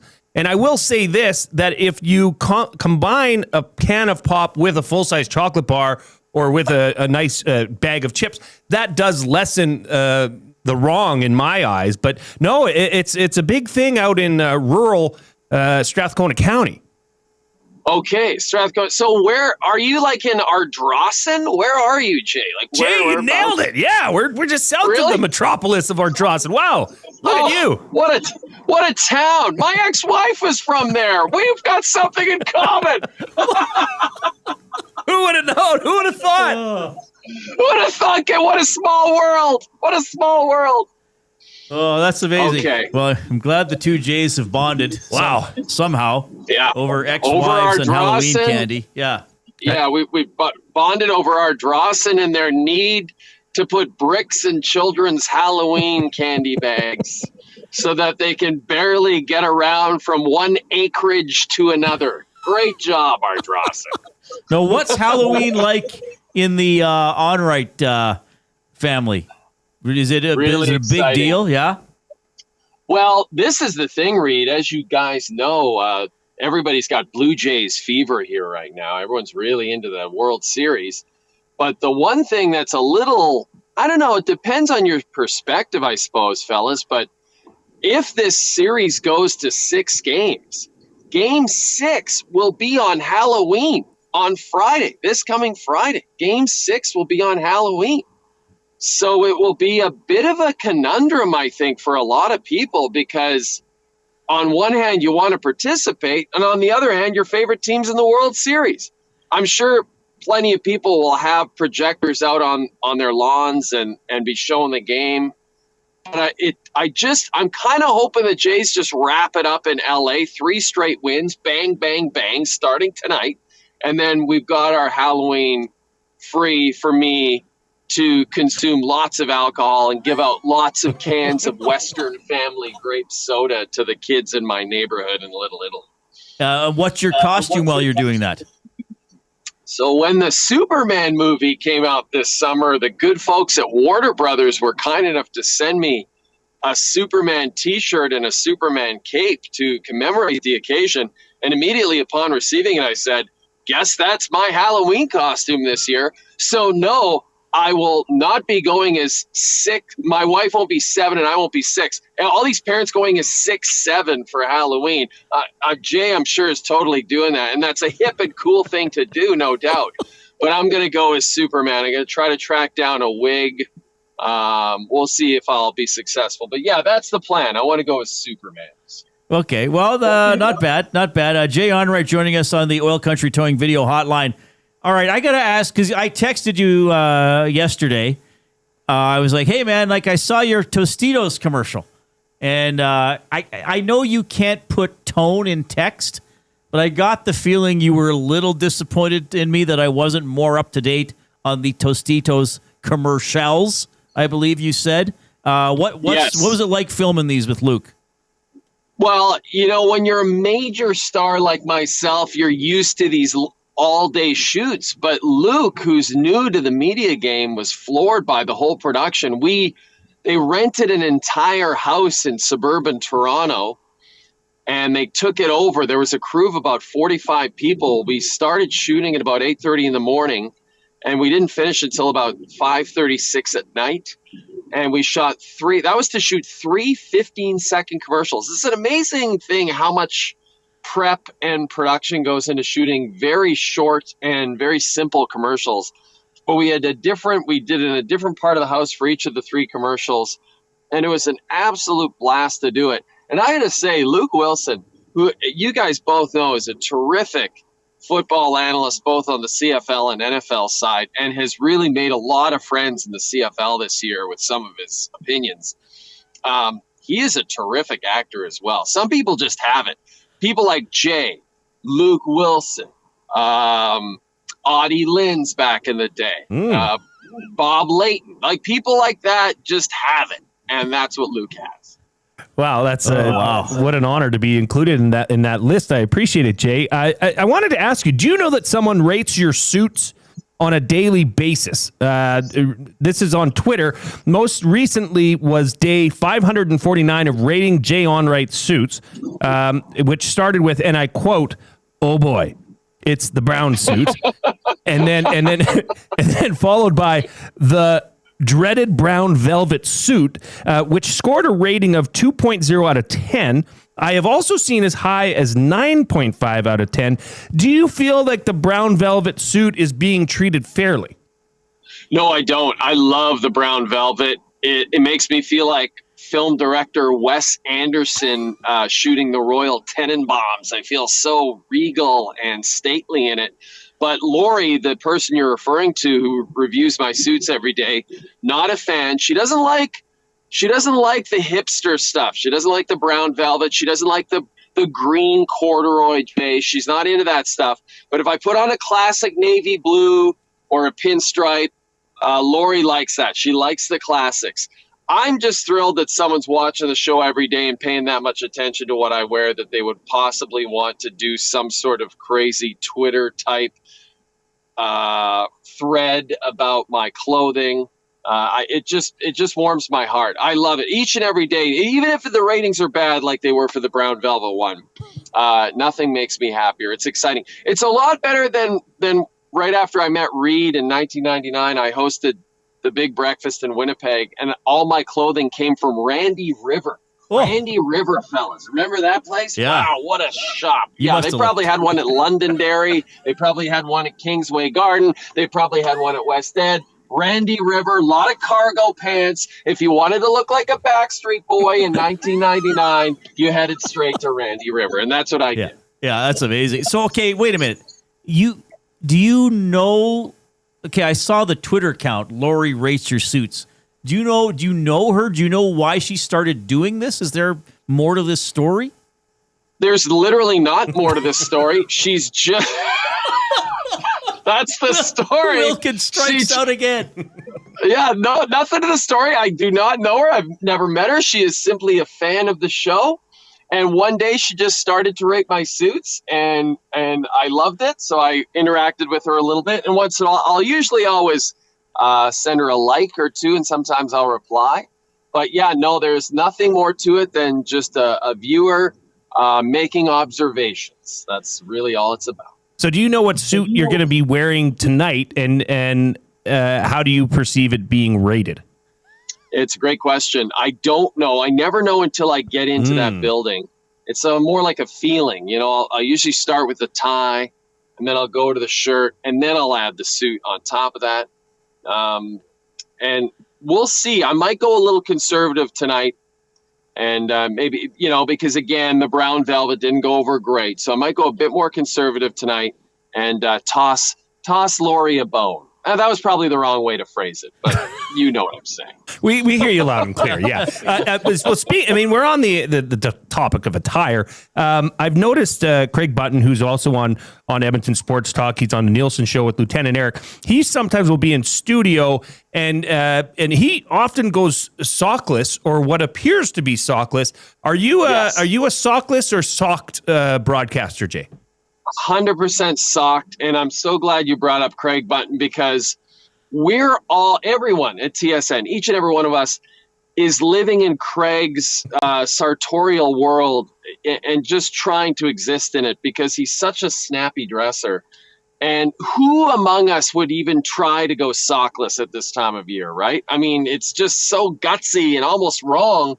But if that's wrong, I don't want to be right. If Craig going sockless is wrong, then I don't want to be right, because he really brings that Palm Beach vibe to the proceedings. Even though he's living in Calgary, he still brings that Tommy Bahama, that palm trees and Mai Tais vibe to the proceedings. He's an amazing dresser, amazing person. I know you guys have met him and talked to him. I aspire to dress like him one day.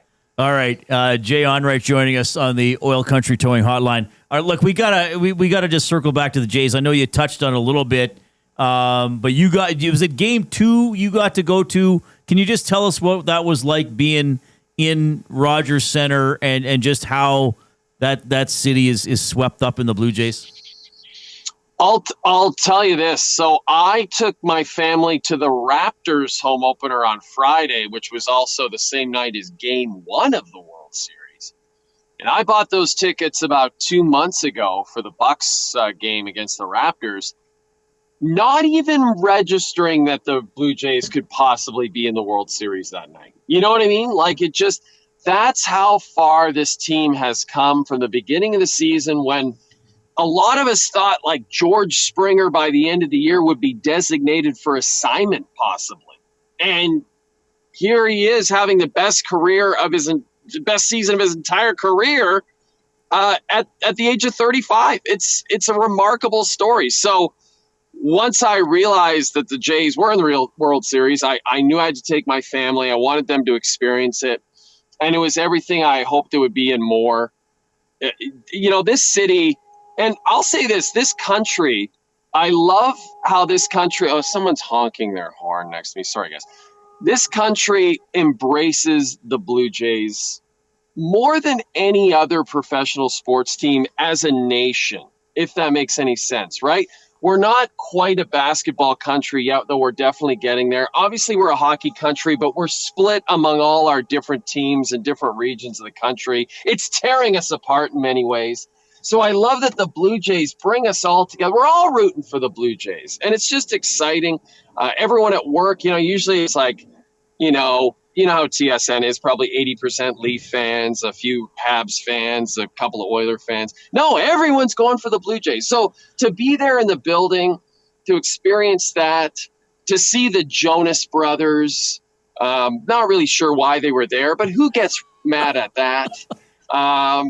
It was a pretty special thing. The funniest thing to me, though, fellas, is how all these American baseball writers, I don't know if you've been following this over the course of the games 1 and 2. They were acting like they were acting like Toronto was like a different in like Asia or something. Like they were like, did you know there's hotel rooms in the stadium? It's like they were like 1989 they put those in. Like, guys, like come on up here anytime and check it out, because they just did the renovations of Skydome and it really does look great. They did a great job. All credit to Rogers on that one. So I think a lot of these baseball writers just hadn't seen it after the renovations, and they were all calling it the nicest ballpark in the bigs. And I don't know if that's true, but it definitely has improved a lot. If you haven't been out to Toronto to see a Jays game since they've renovated the Dome, I highly encourage you to do so. Why am I trying to sell Rogers stuff? I don't know. I work for Bell. But anyway, the point is a wonderful time Saturday. They didn't get the win, but wow, Yoshinobu Yamamoto, what a pitcher. I mean, just a thing of beauty to watch him switch up pitches and change speeds, and it's really magical to watch. So, yeah, it was a special night for sure, and here's hoping they can just rattle off 3 straight wins, and then Friday night we'll be handing out cans of pop. Oh, Jay, you're incredibly generous with your time. Thank you for coming on the Reid Wilkins Show with Jay Milne. And I look forward to watching the Blue Jays highlights on your program this evening, of course, right after the lead story about the Leafs penalty kill. Yes, exactly. It's important that we get that Leaf information that the country craves. We'll see. Did Nick Waugh have a sandwich for lunch today, or did he have sushi? Did Willie Nylander stop at his favorite Italian restaurant before hopping on the subway? We won't know until you tune into SportsCenter with Jay Onrait, brought to you by Harvey's, a chain that doesn't really exist in Western Canada. It's on every night on TSN Sunday to Thursday. You guys are great. I love your chemistry. I love what you guys are doing. Keep up the great work. Keep handing out that Western family. Keep having a great time in Ardrossan. We'll see you guys later. Have a terrific night. All right. All the best, Jay. That is Jay Onrait from TSN. Wrapping up his own interview even. I didn't even have to do it. What a guy. That's what a pro he is. What a talent. He's like Reid's probably tuckered out. It's almost the end of his workday. I better put this one to bed for him. We love having Jay on the show. He's a great friend, obviously an awesome broadcaster, great storyteller. And yeah, like this show meanders and he fits that spirit he sure as does. well as anybody. Have you seen the Tostitos commercials? Yeah, I did. Yeah. It's a little creepy how they're watching the family eat in one of them. Well, yeah, a bit. Yeah, I would say. Yeah, you having Tostitos? What is that? That's fun. Oh, he's good. Yeah, but it's cool. He got to go to the to Game 2 of the World Series with his family. Good stuff. And I do think his show will lead with the Blue Jays highlights tonight. TBD. TBD. We'll have to watch to be sure. Okay, that was Jay Onrait on the Oil Country Towing Hotline. We got our words of the day when we get back.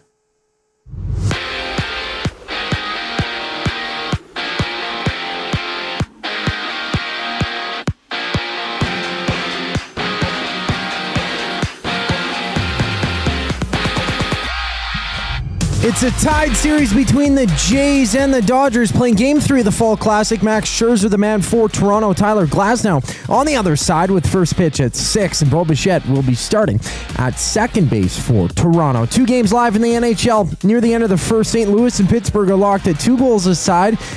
Blues scoring a pair to tie the game after being down early. And just underway, the Bruins and Senators are scoreless early in the first. Football news, Carson Wentz of the Vikings is out for the remainder of the season. He requires shoulder surgery. In other news, Patrick Surtain suffered a pec strain yesterday against the Cowboys and is now considered week to week for the Broncos. NFL action, the Chiefs battle the Commanders in prime time. Catch the game alongside Lieutenant Eric down at Sally's Sports Barn Lounge at Central Casino on Fort Road. Kickoff at 6:15. And there's 11 games in the association on a 2-game slide. The Raptors hit the court against the Spurs right now. It's Detroit trailing Cleveland 33-24 and the 76ers holding a 35-28 lead. Their game both in the second. Philly against Orlando. The Reid Wilkins Show wraps up with the words of the day next here on the program. I'm Zachary Kubish, and you're up to date. If you're like me, you like to picture yourself in luxury, even though there's absolutely no way you could afford it. And if you can, well, even better. Thankfully, I picture myself in something that is luxury, but still absolutely affordable, like the all-new Mazda CX-90 from Park Mazda. With the new luxury features like facial recognition settings and quilted detail Napa leather seating, I can pretend to be comfortable with all of my proper settings activated without even touching a button, thanks to Mitch Lewicki and the great staff at Park Mazda. I like to picture Mitch Lewicki as a ninja fighting off evil samurai. Park Mazda, your dealer for life in Sherwood Park off Y Road, parkmazda.ca. Your brand deserves more than just a whisper, it deserves a buzz. At the Hive Product Marketing, they specialize in promotional products that bring the buzz. From eye-catching giveaways to unforgettable keepsakes, they got the perfect products to make your brand stand out and get noticed. Visit the Hive Product Marketing and let them create the buzz your business deserves. The Hive Product Marketing, the official merch partner of Edmonton Sports Talk. Visit them online at thehiveproductmarketing.com. Looking for a winning strategy for your retirement? Contact me, Joaquin Gage at K4 Financial, where expertise meets dedication. I will always look for a careful approach to your retirement, ensuring your financial future is secure. From tailored strategies to clear, actionable advice, I'm here to guide you every step of the way. Don't leave your future to chance. Get in touch with me, Joaquin Gage, today at k4financial.ca or email joaquin.gage@k4financial.ca to start planning for a brighter future and a more secure retirement.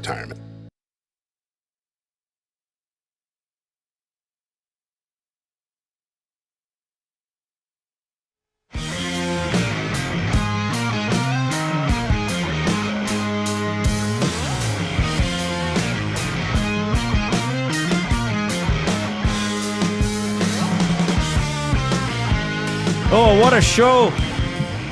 Talking Oilers, talking Blue Jays, talking Elks. Ben Maller from LA was on the show, Fox Sports Radio. Austin Jenkins was on the show. He caught the Addison Barger Grand Slam ball on Friday. That's right. He was on our program.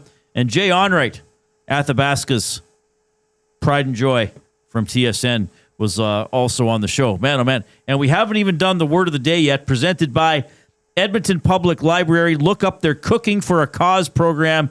It allows groups of up to 36 people to have an interactive cooking experience with a chef in the kitchen at the Stanley A. Milne Library. Go to epl.ca to find out more about that and all the great stuff offered at the library.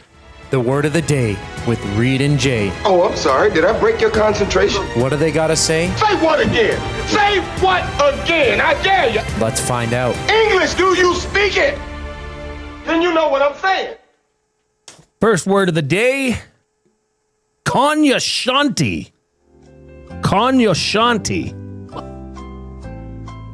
Cognoshanti. Cognoshanti. Well, I'm just going to take a stab at it. Probably going to be wrong.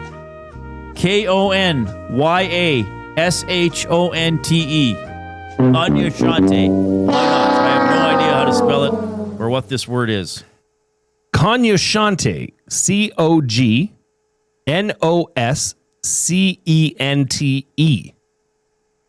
Can you spell it again? Cognoscente.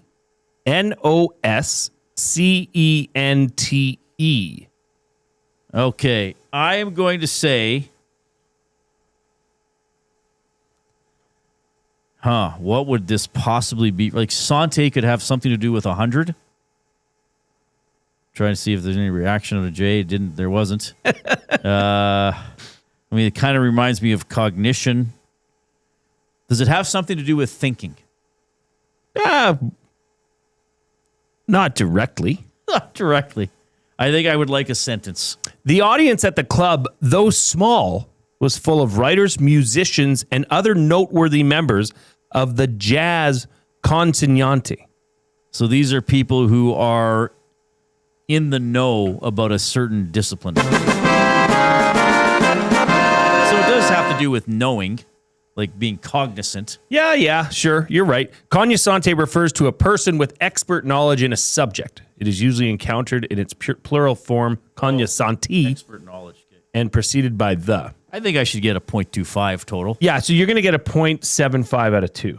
How? I'm going to give you a bonus point because I kind of misled you. You were getting there. But I asked for a sentence. That's a half point off already. Yeah, you've been deducted that. And then I keep score here. Okay. This is my shit. Hey, everybody. Hey, get a load of old soft J over there. Remember what I was saying earlier about not rewarding people for failure? Guess what old soft J just did? And I'm benefiting from it, and I think it's horse crap. Second word of the day. Acerbic. Acerbic. Oh, I just don't remember if that letter is there or not. ASCERBIC. ACERBIC. Say that again. ACERBIC. So I'm going to give you 0.5 for that. Acerbic means kind of, disagreeable and sharp-tongued to the point of being rude. Like unpleasant. Some would say I'm acerbic. Something described as acerbic is sharply or bitingly critical, sarcastic, or ironic in temper, mood, or tone. Yes.